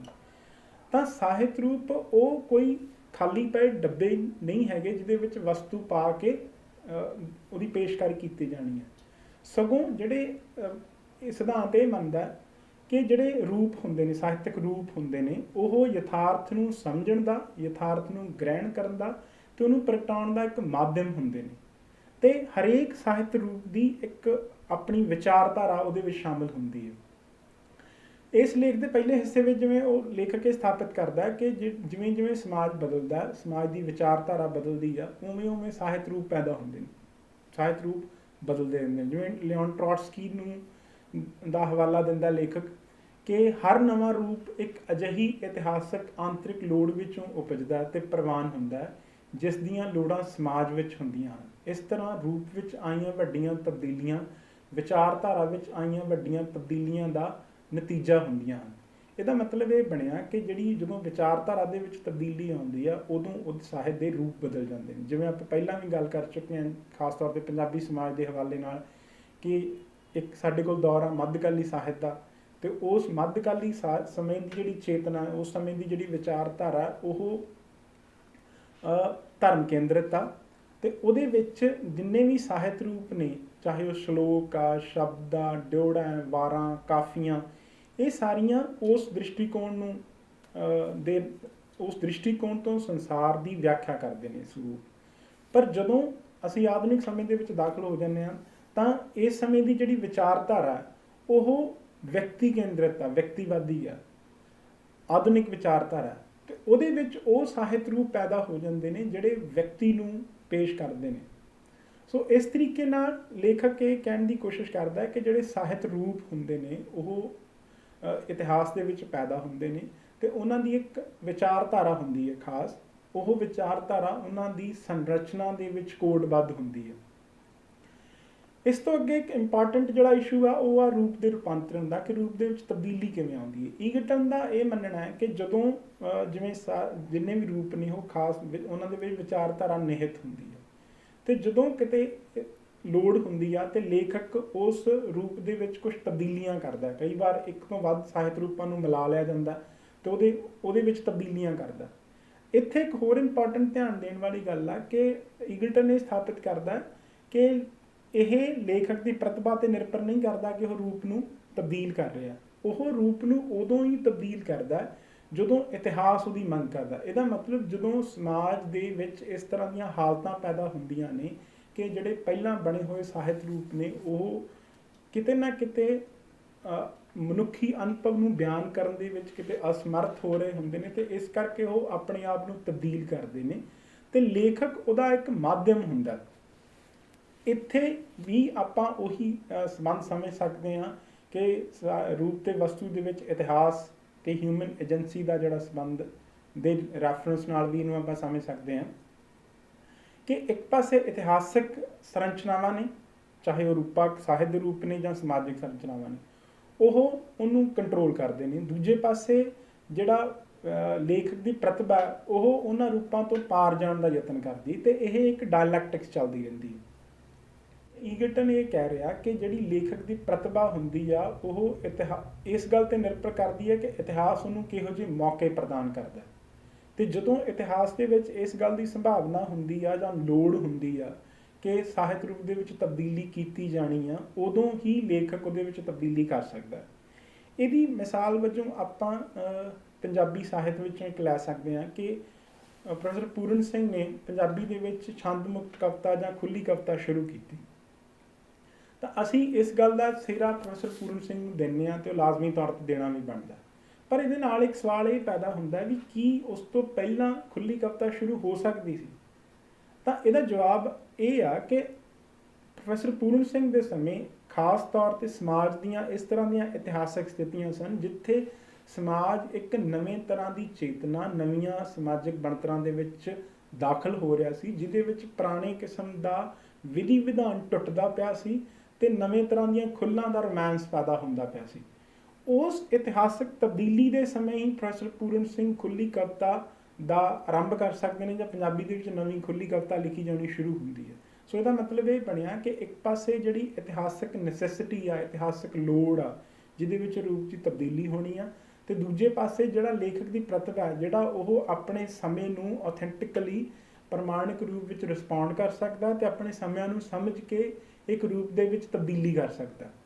ਸਾਹਿਤਕ ਕਿਰਤ ਵਿੱਚ ਰੂਪ ਅਤੇ ਵਿਚਾਰਧਾਰਾ ਦੇ ਸੰਬੰਧਾਂ ਬਾਰੇ ਦੀ ਚਰਚਾ ਕਰਦਿਆਂ ਟੈਰੀ ਈਗਲਟਨ ਇਹ ਸਪਸ਼ਟ ਕਰਦਾ ਕਿ ਕੁਝ ਉਹ ਮਾਰਕਸਵਾਦੀ ਚਿੰਤਕ ਨੇ ਜਿਹੜੇ ਰਚਨਾ ਤੋਂ ਇੱਕ ਬੱਝਵੀਂ ਸੰਪੂਰਨਤਾ ਦੀ ਮੰਗ ਕਰਦੇ ਨੇ ਕਿ ਰਚਨਾ ਨੂੰ ਇਸ ਤਰ੍ਹਾਂ ਦੀ ਇਕਸੁਰਤਾ ਅਤੇ ਕੋਹਰੈਂਸ ਸਿਰਜਣੀ ਚਾਹੀਦੀ ਹੈ ਜਿਹਦੇ ਵਿੱਚ ਉਹ ਸਮਾਜ ਦੇ ਵਿਖੰਡਨ, ਉਹਦੀ ਬੇਗਾਨਗੀ ਨੂੰ ਬਿਆਨ ਕਰ ਸਕਦੀ ਹੋਵੇ ਰਚਨਾ, ਅਤੇ ਉਹਦੇ ਵਿੱਚ ਵਿਅਕਤੀ ਅਤੇ ਸਮਾਜ ਦੇ ਰਿਸ਼ਤੇ ਇੱਕ ਮਿਕਤਾ ਦੇ ਵਿੱਚ, ਇਕਸੁਰਤਾ ਦੇ ਵਿੱਚ ਪੇਸ਼ ਹੋਣ। ਈਗਲਟਨ ਇਸ ਪਹੁੰਚ ਵਿਧੀ ਨੂੰ ਜਾਂ ਇਸ ਪਹੁੰਚ ਨੂੰ ਉਹ ਹੇਗਲਵਾਦੀ ਮੰਨਦਾ, ਅਤੇ ਆਪਣੇ ਲੇਖ ਦੇ ਅਗਲੇ ਹਿੱਸੇ ਦੇ ਵਿੱਚ ਉਹ ਇਸ ਤੋਂ ਵੱਖਰੀ ਪਹੁੰਚ ਵਾਲੇ ਚਿੰਤਕ ਦੇ ਵਿਚਾਰ ਸਪਸ਼ਟ ਕਰਦਾ, ਜਿਹਦੇ ਵਿੱਚ ਉਹ ਪੀਅਰ ਮੈਸ਼ਰੀ ਦਾ ਜ਼ਿਕਰ ਕਰਦਾ। ਪੀਅਰ ਮੈਸ਼ਰੀ ਇਹ ਮੰਨਦਾ ਕਿ ਜਿਹੜੀ ਵਿਚਾਰਧਾਰਾ ਉਹ ਸਾਹਿਤਕ ਪਾਠ ਦੇ ਵਿੱਚ ਸਿੱਧੇ ਤੌਰ 'ਤੇ ਨਹੀਂ ਪਈ ਹੁੰਦੀ, ਸਗੋਂ ਉਹ ਰਚਨਾ ਦੇ ਖੱਪਿਆਂ ਦੇ ਵਿੱਚ, ਉਹਦੀਆਂ ਖਾਮੋਸ਼ੀਆਂ ਦੇ ਵਿੱਚ ਪਈ ਹੁੰਦੀ ਹੈ। ਉਹਦਾ ਮੰਨਣਾ ਇਹ ਆ ਕਿ ਜਿਹੜੀਆਂ ਸਮਾਜਿਕ ਬਣਤਰਾਂ ਹੁੰਦੀਆਂ ਨੇ ਜਾਂ ਸਮੇਂ ਦੀ ਭਾਰੂ ਵਿਚਾਰਧਾਰਾ ਹੁੰਦੀ ਆ, ਉਹ ਉਸ ਸਮੇਂ ਦੀਆਂ ਸਮਾਜਿਕ ਸੰਰਚਨਾਵਾਂ ਵਿੱਚ ਹਾਜ਼ਰ ਹੁੰਦੀ ਹੈ। ਉਹ ਭਾਰੂ ਵਿਚਾਰਧਾਰਾ ਝੂਠੀ ਚੇਤਨਾ ਸਿਰਜਦੀ ਆ। ਇਸ ਕਰਕੇ ਲੇਖਕ ਜਦੋਂ ਆਪਣੀ ਰਚਨਾ ਦੇ ਵਿੱਚ ਜਾਂ ਰਚਨਾ ਵੱਖਰੇ ਤਰੀਕੇ ਦੇ ਭਾਵ ਜਾਂ ਵਿਚਾਰ ਸਿਰਜਣ ਦੀ ਕੋਸ਼ਿਸ਼ ਕਰਦੀ ਹੈ, ਤਾਂ ਇਹ ਜਿਹੜੀ ਭਾਰੂ ਵਿਚਾਰਧਾਰਾ ਉਹ ਪਾਠ ਨੂੰ ਦੇ ਰਾਹ ਵਿੱਚ ਰੁਕਾਵਟ ਬਣਦੀ ਹੈ। ਇਸ ਕਰਕੇ ਜੋ ਕੁਛ ਨਹੀਂ ਕਿਹਾ ਗਿਆ ਹੁੰਦਾ ਜਾਂ ਨਹੀਂ ਕਿਹਾ ਜਾ ਸਕਿਆ ਹੁੰਦਾ ਰਚਨਾ ਦੇ ਵਿੱਚ, ਉਹ ਰਚਨਾ ਦੇ ਖੱਪਿਆਂ ਅਤੇ ਉਹਦੇ ਅੰਤਰ ਵਿਰੋਧਾਂ ਦੇ ਵਿੱਚ ਪਈ ਹੁੰਦੀ ਹੈ। ਅਤੇ ਮੈਸ਼ਰੀ ਮੰਨਦਾ ਕਿ ਇਹ ਕਿਸੇ ਰਚਨਾ ਦੀ ਅਧੂਰਾਪਣ ਨਹੀਂ ਹੈਗਾ ਜਾਂ ਉਹਦੀ ਕੋਈ ਕਮੀ ਨਹੀਂ ਹੈਗੀ, ਸਗੋਂ ਇਹ ਉਹਦੀ ਖਾਸੀਅਤ ਆ। ਇੱਥੇ ਇੰਪੋਰਟੈਂਟ ਗੱਲ ਇਹ ਆ ਕਿ ਜਿੱਥੇ ਪਹਿਲੇ ਚਿੰਤਕ ਇੱਕ ਬੱਝਵੀਂ ਇਕਸੁਰਤਾ ਦੀ ਮੰਗ ਕਰ ਰਹੇ ਸਨ ਜਾਂ ਬੱਝਵੀਂ ਇਕਸੁਰਤਾ ਨੂੰ ਆਦਰਸ਼ ਮੰਨਦੇ ਸਨ, ਤਾਂ ਮੈਸ਼ਰੀ ਇਹ ਕਹਿ ਰਿਹਾ ਕਿ ਜਿਹੜੀ ਰਚਨਾ ਹੈ ਉਹ ਵਿਕੇਂਦਰਿਤ ਹੁੰਦੀ ਹੈ, ਵਿਕੇਂਦਰਿਤ ਹੋਣੀ ਚਾਹੀਦੀ ਹੈ। ਉਹਦਾ ਕੋਈ ਬੱਝਵਾਂ ਕੇਂਦਰ ਨਹੀਂ ਹੁੰਦਾ, ਸਗੋਂ ਉਹਦੇ ਵਿੱਚ ਅੰਤਰ ਵਿਰੋਧ ਪਏ ਹੁੰਦੇ ਨੇ, ਉਹਦੇ ਵਿੱਚ ਖੱਪੇ ਪਏ ਹੁੰਦੇ ਨੇ। ਅਤੇ ਆਲੋਚਕ ਦਾ ਕੰਮ ਇਹ ਆ ਕਿ ਉਹ ਉਸ ਰਚਨਾ ਦੇ ਖੱਪਿਆਂ ਨੂੰ ਖੋਲ੍ਹੇ ਅਤੇ ਉਹਦੇ ਜਿਹੜੀ ਵਿਚਾਰਧਾਰਾ ਨਾਲ ਸੰਬੰਧ ਨੇ ਉਹਨਾਂ ਨੂੰ ਸਪਸ਼ਟ ਕਰੇ, ਜਿਹਦੇ ਵਿੱਚੋਂ ਉਸ ਰਚਨਾ ਦੀ ਸਹੀ ਵਿਚਾਰਧਾਰਾ ਜਾਂ ਉਸ ਲਿਖਤ ਦੀ ਸਹੀ ਵਿਚਾਰਧਾਰਾ ਸਪਸ਼ਟ ਹੋ ਸਕਦੀ ਹੈ। ਇੱਥੇ ਇੱਕ ਇੰਪੋਰਟੈਂਟ ਗੱਲ ਇਹ ਹੈ ਕਿ ਭਾਵੇਂ ਇਸ ਲੇਖ ਦੇ ਵਿੱਚ ਬਹੁਤ ਵਿਸਥਾਰ ਦੇ ਵਿੱਚ ਟੈਰੀ ਈਗਲਟਨ ਇਸ ਪਹੁੰਚ ਦੇ ਹੋਰ ਲੇਖਕਾਂ ਦੀ ਗੱਲ ਨਹੀਂ ਕਰਦਾ, ਪਰ ਇਸ ਲੇਖ ਦੀਆਂ ਆਖਰੀ ਸਤਰਾਂ ਦੇ ਵਿੱਚ ਉਹ ਬਰਤੋਲਟ ਬ੍ਰੈਖਟ ਅਤੇ ਵਾਲਟਰ ਬੈਂਜਾਮਿਨ ਦੀ ਗੱਲ ਕਰਦਾ ਕਿ ਉਹਨਾਂ ਨੇ ਇੱਕ ਬੰਦ ਕਿਸਮ ਦੇ ਰੂਪ ਦੀ ਥਾਂ 'ਤੇ, ਬੰਦ ਕਿਸਮ ਦੀ ਲਿਖਤ ਦੀ ਥਾਂ 'ਤੇ ਓਪਨ ਐਂਡਡ ਤੇ ਵਿਕੇਂਦਰਿਤ ਰਚਨਾ ਦੀ ਗੱਲ ਕੀਤੀ, ਜਿਹੜੀ ਪਾਠਕ ਨੂੰ ਜਿਹਨੂੰ ਪਾਠਕ ਨੂੰ ਸਮਝਣ ਦੇ ਵਿੱਚ ਇੱਕ ਐਕਟੀਵਿਟੀ ਦੀ ਲੋੜ ਹੋਵੇ, ਇੱਕ ਸੁਚੇਤ ਪਾਠਕ ਦੀ ਲੋੜ ਹੋਵੇ। ਇਸ ਕਿਤਾਬ ਦੇ ਜਿਹੜੇ ਅਗਲੇ ਅਧਿਆਏ ਨੇ ਉਹਦੇ ਵਿੱਚ ਬਰਤੋਲਟ ਬ੍ਰੈਖਟ ਤੇ ਵਾਲਟਰ ਬੈਂਜਾਮਿਨ ਬਾਰੇ ਵਿਸਥਾਰ 'ਚ ਗੱਲ। ਸੋ ਇਸ ਲੇਖ ਦੇ ਵਿੱਚ ਟੈਰੀ ਈਗਲਟਨ ਪਹਿਲਾਂ ਰੂਪ ਦੇ ਇਤਿਹਾਸ ਨਾਲ ਸੰਬੰਧਾਂ ਦੀ ਚਰਚਾ ਕਰਦਾ, ਫਿਰ ਰੂਪ ਤੇ ਵਿਚਾਰਧਾਰਾ ਦੇ ਸੰਬੰਧਾਂ ਦੀ ਚਰਚਾ ਕਰਦੇ, ਵੱਖ-ਵੱਖ ਚਿੰਤਕਾਂ ਦੀ ਗੱਲ ਕਰਦਾ। ਪਰ ਨਾਲ ਉਹ ਇਸ ਲੇਖ ਦੇ ਵਿੱਚ ਰੂਪ ਬਾਰੇ 3 ਆਪਣੀਆਂ ਮਹੱਤਵਪੂਰਨ ਨੁਕਤੇ ਉਠਾਉਂਦਾ। ਉਹ ਇਹ ਸਥਾਪਿਤ ਕਰਦਾ ਕਿ ਰੂਪ ਆ ਉਹ ਘੱਟੋ ਘੱਟ 3 ਤੱਤਾਂ ਦੀ ਜਟਲ ਏਕਤਾ ਤੋਂ ਸਿਰਜਿਆ ਜਾਂਦਾ। ਪਹਿਲਾ ਨੁਕਤਾ ਉਹ ਇਹ ਕਹਿੰਦਾ ਕਿ ਰੂਪ ਅੰਸ਼ਿਕ ਰੂਪ ਵਿੱਚ ਸਾਹਿਤ ਰੂਪਾਂ ਦੇ ਸਾਪੇਖਕ ਖੁਦਮੁਖਤਿਆਰ ਇਤਿਹਾਸ ਦੁਆਰਾ ਆਕਾਰ ਗ੍ਰਹਿਣ ਕਰਦਾ। ਸਾਪੇਖਕ ਖੁਦਮੁਖਤਿਆਰ ਨੂੰ ਅੰਗਰੇਜ਼ੀ 'ਚ ਅਸੀਂ ਕਹਿੰਦੇ ਹਾਂ ਰੈਲੇਟਿਵ ਆਟੋਨਮੀ, ਤੇ ਇਸ ਲੇਖ ਦੇ ਵਿੱਚ ਉਹ ਰੈਲੇਟਿਵ ਆਟੋਨਮੀ ਨੂੰ ਟ੍ਰੋਟਸਕੀ ਦੇ ਹਵਾਲੇ ਨਾਲ ਪ੍ਰਯੋਗ ਕਰਦਾ ਪਿਆ। ਇੱਥੇ ਦਾ ਭਾਵ ਇਹ ਆ ਕਿ ਇਹ ਨਹੀਂ ਹੈਗਾ ਕਿ ਜਦੋਂ ਵੀ ਇਤਿਹਾਸ ਦੇ ਵਿੱਚ ਤਬਦੀਲੀ ਆਉਂਦੀ ਜਾਂ ਵਿਚਾਰਧਾਰਾ ਵਿੱਚ ਤਬਦੀਲੀ ਆਉਂਦੀ ਤਾਂ ਰੂਪ ਨਾਲ ਦੀ ਨਾਲ ਹੀ ਤਬਦੀਲ ਹੋ ਜਾਂਦੇ ਨੇ ਜਾਂ ਸਾਹਿਤ ਰੂਪ ਫੰਡਾਮੈਂਟਲੀ ਚੇਂਜ ਹੋ ਜਾਂਦੇ ਨੇ। ਸਗੋਂ ਜਿਹੜੀ ਇਤਿਹਾਸਿਕ ਤਬਦੀਲੀ ਆ ਉਹਨੂੰ ਰੂਪ ਰਿਸਪੌਂਡ ਤਾਂ ਕਰਦੇ ਨੇ, ਪਰ ਨਾਲ ਦੀ ਨਾਲ ਉਹ ਉਹਦੇ ਤੋਂ ਇੱਕ ਲੈਵਲ 'ਤੇ ਆਜ਼ਾਦ ਵੀ ਰਹਿੰਦੇ ਨੇ ਤੇ ਉਹਦੇ ਵਿੱਚ ਉਸ ਤੋਂ ਪਹਿਲਾਂ ਦੇ ਸਾਹਿਤ ਰੂਪਾਂ ਦੇ ਅੰਸ਼ ਵੀ ਪਏ ਰਹਿੰਦੇ ਨੇ, ਉਹ ਵੀ ਉਹਦੇ 'ਚ ਹਾਜ਼ਰ ਰਹਿੰਦੇ ਨੇ। ਜਿਵੇਂ ਆਪਾਂ ਮਿਸਾਲ ਵਜੋਂ ਸਮਝਣਾ ਹੋਵੇ ਤਾਂ ਆਪਾਂ ਕਹਿੰਦੇ ਹਾਂ ਕਿ 20ਵੀਂ ਸਦੀ ਦੇ ਵਿੱਚ ਆਧੁਨਿਕ ਸਮੇਂ ਦੇ ਵਿੱਚ ਪੰਜਾਬ ਦੇ ਵਿੱਚ ਨਿੱਕੀ ਕਹਾਣੀ ਲਿਖੀ ਜਾਣੀ ਸ਼ੁਰੂ ਹੋਈ ਜਾਂ ਆਧੁਨਿਕ ਕਹਾਣੀ ਲਿਖੀ ਜਾਣੀ ਸ਼ੁਰੂ ਹੁੰਦੀ ਆ। ਪਰ ਇਹਦਾ ਮਤਲਬ ਇਹ ਨਹੀਂ ਹੈ ਕਿ ਜਿਹੜੀ ਪੁਰਾਣੀ ਲੋਕ ਕਹਾਣੀ ਆ ਜਾਂ ਪੁਰਾਣੀ ਲੋਕ ਕਹਾਣੀ ਦੇ ਅੰਸ਼ ਨੇ ਉਹ ਪੂਰੀ ਤਰ੍ਹਾਂ ਖਤਮ ਹੋ ਜਾਂਦੇ ਨੇ।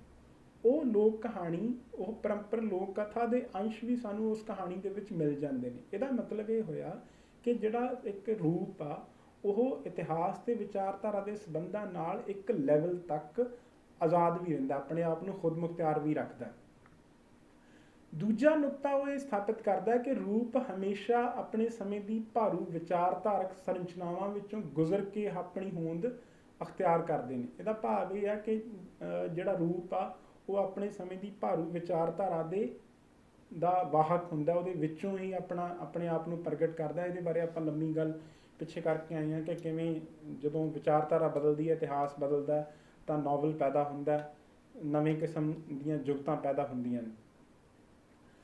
ਨੰਬਰ 3 ਤੇ ਜਿਹੜਾ ਇੱਕ ਬਹੁਤ ਇੰਪੋਰਟੈਂਟ ਨੁਕਤਾ ਟੈਰੀ ਈਗਲਟਨ ਸਥਾਪਿਤ ਕਰਦਾ, ਉਹ ਕਹਿੰਦਾ ਕਿ ਜਿਹੜਾ ਰੂਪ ਆ ਉਹ ਲੇਖਕ ਅਤੇ ਪਾਠਕ ਦੇ ਜਿਹੜੇ ਸੰਬੰਧ ਨੇ ਉਹ ਵੀ ਰੂਪ ਦੇ ਵਿੱਚ ਨਿਹਿਤ ਹੁੰਦੇ ਨੇ। ਜਿਸ ਤਰ੍ਹਾਂ ਦੇ ਉਹਨਾਂ ਦੇ ਵਿੱਚ ਸੰਬੰਧ ਹੋਣਗੇ ਉਹ ਰੂਪ ਉਸ ਤਰ੍ਹਾਂ ਦਾ ਹੀ ਸ਼ਕਲ ਅਖਤਿਆਰ ਕਰਦਾ।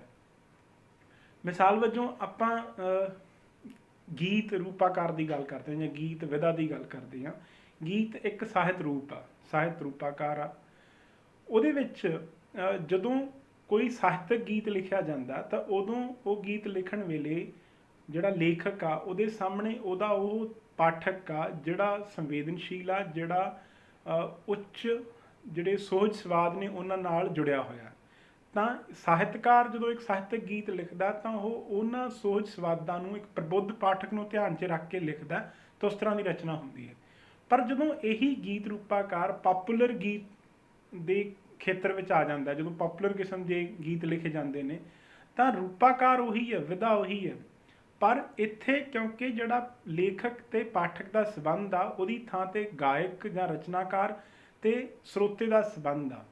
ਉਹਦੇ ਵਿੱਚ ਬਹੁਤ ਵੱਡੇ ਪੱਧਰ ਤੇ ਮੰਡੀ ਮਾਰਕੀਟ ਸ਼ਾਮਿਲ ਆ, ਉਹਦੇ ਬਹੁਤ ਵੱਡੇ ਪੱਧਰ ਤੇ ਇੱਕ ਪ੍ਰੋਫਿਟ ਸ਼ਾਮਿਲ ਆ। ਤਾਂ ਇਸ ਕਰਕੇ ਦੂਜਾ ਇਹਦੇ ਵਿੱਚ ਜਿਹੜੀ ਸਰੋਤੇ ਨੂੰ ਧਿਆਨ 'ਚ ਰੱਖ ਕੇ ਲਿਖਿਆ ਜਾਂਦਾ ਉਹ ਹੋਰ ਨੇ। ਇਸ ਕਰਕੇ ਜਿਹੜੇ ਇਹ ਗੀਤ ਇਸ ਤਰ੍ਹਾਂ ਦੇ ਗੀਤ ਨੇ ਉਹਨਾਂ ਦਾ ਟਰੀਟਮੈਂਟ, ਉਹਦੇ ਵਿੱਚ ਵਸਤੂ ਦਾ ਟਰੀਟਮੈਂਟ ਬਿਲਕੁਲ ਵੱਖਰਾ ਹੈ। ਕਹਿਣ ਦਾ ਭਾਵ ਇਹ ਆ ਕਿ ਰੂਪ ਇੱਕੋ ਹੀ ਆ। ਗੀਤ ਸਾਹਿਤਕ ਗੀਤ ਜਦੋਂ ਲਿਖਿਆ ਜਾਂਦਾ ਤਾਂ ਉਹਦਾ ਟਰੀਟਮੈਂਟ, ਉਹਦੀਆਂ ਜੁਗਤਾਂ ਹੋਰ ਹੋਣਗੀਆਂ, ਉਹਦੀ ਭਾਸ਼ਾ ਹੋਰ ਤਰ੍ਹਾਂ ਦੀ ਹੋਏਗੀ। ਪਰ ਜਦੋਂ ਉਹੀ ਗੀਤ ਪਾਪੂਲਰ ਮੀਡੀਅਮ 'ਚ ਲਿਖਿਆ ਜਾਂਦਾ, ਪਾਪੂਲਰ ਮੰਡੀ ਲਈ ਲਿਖਿਆ ਜਾਂਦਾ ਤਾਂ ਉਹਦੀਆਂ ਜੁਗਤਾਂ, ਉਹਦਾ ਵਸਤੂ, ਉਹਦਾ ਟਰੀਟਮੈਂਟ ਬਿਲਕੁਲ ਬਦਲ ਜਾਂਦਾ। ਇਸ ਨੁਕਤੇ ਨੂੰ ਸਪਸ਼ਟ ਕਰਨ ਲਈ ਇੱਕ ਹੋਰ ਮਿਸਾਲ ਲਈ ਜਾ ਸਕਦੀ ਹੈ। ਮੰਨ ਲਓ ਤੁਹਾਡੀ MA ਭਾਗ ਪਹਿਲਾ ਦੇ ਸਿਲੇਬਸ 'ਚ ਇੱਕ ਕਿਤਾਬ ਆ ਟੂਣੇ ਹਾਰੀ ਰੁੱਤ, ਉਹਦੇ ਵਿੱਚ ਬਲਦੇਵ ਸਿੰਘ ਧਾਲੀਵਾਲ ਹੋਰਾਂ ਦੀ ਇੱਕ ਕਹਾਣੀ ਆ ਕਾਰਗਿਲ। ਉਹ ਕਹਾਣੀ ਪਾਠ ਦੇ ਰੂਪ ਵਿੱਚ ਤੁਸੀਂ ਸਾਰਿਆਂ ਨੇ ਪੜ੍ਹੀ ਆ। ਉਹਦੇ ਵਿੱਚ ਜਿਹੜਾ ਲੇਖਕ ਤੇ ਪਾਠਕ ਦਾ ਸੰਬੰਧ ਆ ਉਹ ਇੱਕ ਪ੍ਰਬੁੱਧ ਪਾਠਕ ਵਾਲਾ। ਇਸੇ ਕਹਾਣੀ ਦੇ ਉੱਪਰ ਜਦੋਂ ਇੱਕ ਨਾਟਕ ਬਣਦਾ, ਉਹਦੀ ਅਡੈਪਟੇਸ਼ਨ ਨਾਟਕ ਵਿਧਾ 'ਚ ਹੁੰਦੀ ਆ, ਤਾਂ ਉਦੋਂ ਉਹਦਾ ਟਾਈਟਲ ਬਦਲ ਜਾਂਦਾ। ਉਹਦਾ ਟਾਈਟਲ ਰੱਖ ਦਿੱਤਾ ਜਾਂਦਾ ਸਾਡਾ ਜੱਗੋ ਸੀਰ ਮੁੱਕਿਆ। ਉਹਦੇ ਵਿੱਚ ਜਿਹੜੀ ਪੇਸ਼ਕਾਰੀ ਆ ਉਹ ਵੱਖਰੇ ਤਰ੍ਹਾਂ ਦੀ ਹੋਏਗੀ, ਕਿਉਂਕਿ ਇੱਥੇ ਜਿਹੜਾ ਪਾਠਕ ਤੇ ਲੇਖਕ ਦਾ ਸੰਬੰਧ ਆ ਉਹ ਬਦਲ ਗਿਆ। ਇੱਥੇ ਨਿਰਦੇਸ਼ਕ ਤੇ ਦਰਸ਼ਕਾਂ ਦਾ ਸੰਬੰਧ ਆ ਤੇ ਲੇਖਕ ਉਹਦੇ 'ਚ ਕਿਤੇ ਪਿੱਛੇ ਆ। ਇਸ ਕਰਕੇ ਉਸੇ ਵਸਤੂ ਦਾ ਜਿਹੜਾ ਟਰੀਟਮੈਂਟ ਆ ਇੱਥੇ ਥੋੜ੍ਹਾ ਜਿਹਾ ਬਦਲ ਜਾਏਗਾ। ਇਹਦੇ 'ਚ ਵੱਖਰੀਆਂ ਤਰ੍ਹਾਂ ਦੀਆਂ ਜੁਗਤਾਂ ਵਰਤੀਆਂ ਜਾਣਗੀਆਂ। ਤੀਜੇ ਪੱਧਰ ਤੇ ਇਸ ਕਹਾਣੀ ਤੇ ਇੱਕ ਫਿਲਮ ਬਣਦੀ ਹੈ, ਇੱਕ ਹੋਰ ਕਾਰਗਿਲ, ਯਾਨੀ ਉਹੀ ਵਸਤੂ ਜਦੋਂ ਇੱਕ ਹੋਰ ਰੂਪ ਜਿਹੜਾ ਫਿਲਮ ਰੂਪ ਆ ਉਹਦੇ ਵਿੱਚ ਪੇਸ਼ ਹੁੰਦਾ, ਤਾਂ ਉੱਥੇ ਉਹ ਫਿਲਮ ਰੂਪਾਕਾਰ ਦੀਆਂ ਰੀਤੀਆਂ ਦੇ ਮੁਤਾਬਕ, ਉਹਦੀਆਂ ਬਣਤਰਾਂ ਦੇ ਮੁਤਾਬਕ ਢਲ ਕੇ ਪੇਸ਼ ਹੁੰਦਾ। ਉਹਦੇ ਵਿੱਚ ਇੱਕ ਕਾਮੇਡੀ ਪਾਤਰ ਵੀ ਆ, ਉਹਦੇ ਵਿੱਚ ਮਿਊਜ਼ਿਕ ਵੀ ਆ, ਉਹਦੇ 'ਚ ਮੂਵਮੈਂਟਸ ਵੀ ਨੇ, ਉਹਦੇ 'ਚ ਕੈਮਰਾ ਐਂਗਲਸ ਵੀ ਕੰਮ ਕਰਦੇ ਨੇ, ਬੈਕਗਰਾਊਂਡ ਮਿਊਜ਼ਿਕ ਵੀ ਕੰਮ ਕਰਦਾ। ਉਹ ਸਾਰਾ ਕੁਝ ਉਸ ਵਸਤੂ ਨੂੰ ਵੱਖਰੇ ਤਰ੍ਹਾਂ ਦਾ ਟਰੀਟਮੈਂਟ ਦਿੰਦਾ। ਸੋ ਇਹਦਾ ਮਤਲਬ ਇਹ ਬਣਿਆ ਕਿ ਜਿਸ ਤਰ੍ਹਾਂ ਦੇ ਲੇਖਕ ਤੇ ਪਾਠਕ ਦੇ ਸੰਬੰਧ ਨੇ ਉਹ ਉਸ ਰੂਪ ਦੇ ਵਿੱਚ ਰਿਫਲੈਕਟ ਕਰਦੇ ਨੇ, ਉਹ ਉਸ ਰੂਪ ਦੇ ਵਿੱਚ ਨਿਹਿਤ ਰੂਪ ਵਿੱਚ ਪਏ ਹੁੰਦੇ ਨੇ। ਸੋ ਇਸ ਤਰ੍ਹਾਂ ਆਪਾਂ ਦੇਖਿਆ ਕਿ ਇਸ ਲੇਖ ਦੇ ਵਿੱਚ ਟੈਰੀ ਈਗਲਟਨ ਮਾਰਕਸਵਾਦੀ ਦ੍ਰਿਸ਼ਟੀਕੋਣ ਤੋਂ ਤੇ ਰੂਪ ਬਾਰੇ ਵੱਖ-ਵੱਖ ਨੁਕਤਿਆਂ ਤੇ ਚਰਚਾ ਕਰਦੇ ਨੇ।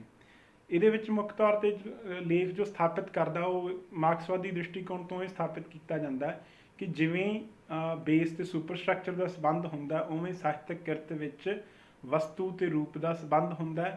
ਰੂਪ ਵਸਤੂ ਨੂੰ ਪ੍ਰਗਟਾਉਂਦਿਆਂ ਹੋਇਆਂ ਵਿਕਸਿਤ ਹੁੰਦਾ। ਜਿਵੇਂ ਜਿਵੇਂ ਵਸਤੂ ਬਦਲਦਾ ਜਾਂਦਾ ਉਵੇਂ ਉਵੇਂ ਰੂਪ ਬਦਲਦਾ ਜਾਂਦਾ। ਤੇ ਮਾਰਕਸਵਾਦੀ ਸਿਧਾਂਤਕਾਰ ਸਾਹਿਤਕ ਕਿਰਤ ਦੇ ਵਿੱਚ ਰੂਪ ਤੇ ਵਸਤੂ ਦੀ ਇੱਕ ਆਂਗਿਕ ਏਕਤਾ ਦੀ ਉਮੀਦ ਕਰਦੇ ਨੇ ਕਿ ਇੱਕ ਆਂਗਿਕ ਏਕਤਾ ਹੋਣੀ ਚਾਹੀਦੀ ਇਹਦੇ ਵਿੱਚ।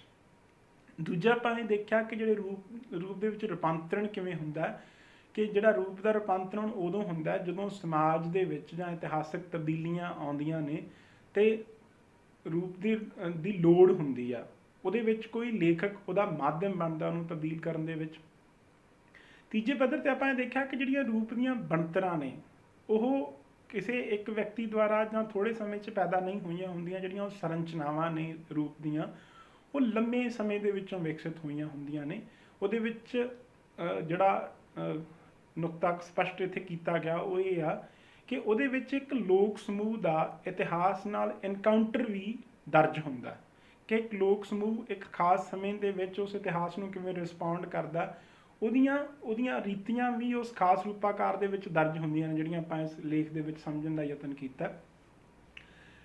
ਅਗਲੀ ਗੱਲ ਜਿਹੜੀ ਇੰਪੋਰਟੈਂਟ ਇਸ ਲੇਖ ਦੇ ਵਿੱਚ ਟੈਰੀ ਈਗਲਟਨ ਸਥਾਪਿਤ ਕਰਦਾ ਉਹ ਇਹ ਸਥਾਪਿਤ ਕਰਦਾ ਕਿ ਜਿਹੜਾ ਰਚਨਾ ਦੀ ਵਿਚਾਰਧਾਰਾ ਉਹ ਸਿਰਫ ਰਚਨਾ ਦੇ ਵਸਤੂ ਵਿੱਚ ਨਹੀਂ ਹੁੰਦੀ, ਸਗੋਂ ਵਧੇਰੇ ਪ੍ਰਭਾਵਸ਼ਾਲੀ ਤੇ ਸੂਖਮ ਰੂਪ ਵਿੱਚ ਰਚਨਾ ਦੇ ਰੂਪ ਵਿੱਚ ਪਈ ਹੁੰਦੀ ਆ। ਰਚਨਾ ਦੇ ਰੂਪ ਵਿੱਚ ਉਹ ਵਿਚਾਰਧਾਰਾ ਨਿਹਿਤ ਹੁੰਦੀ, ਉਹਨੂੰ ਸਮਝਣ ਦੀ ਲੋੜ ਆ।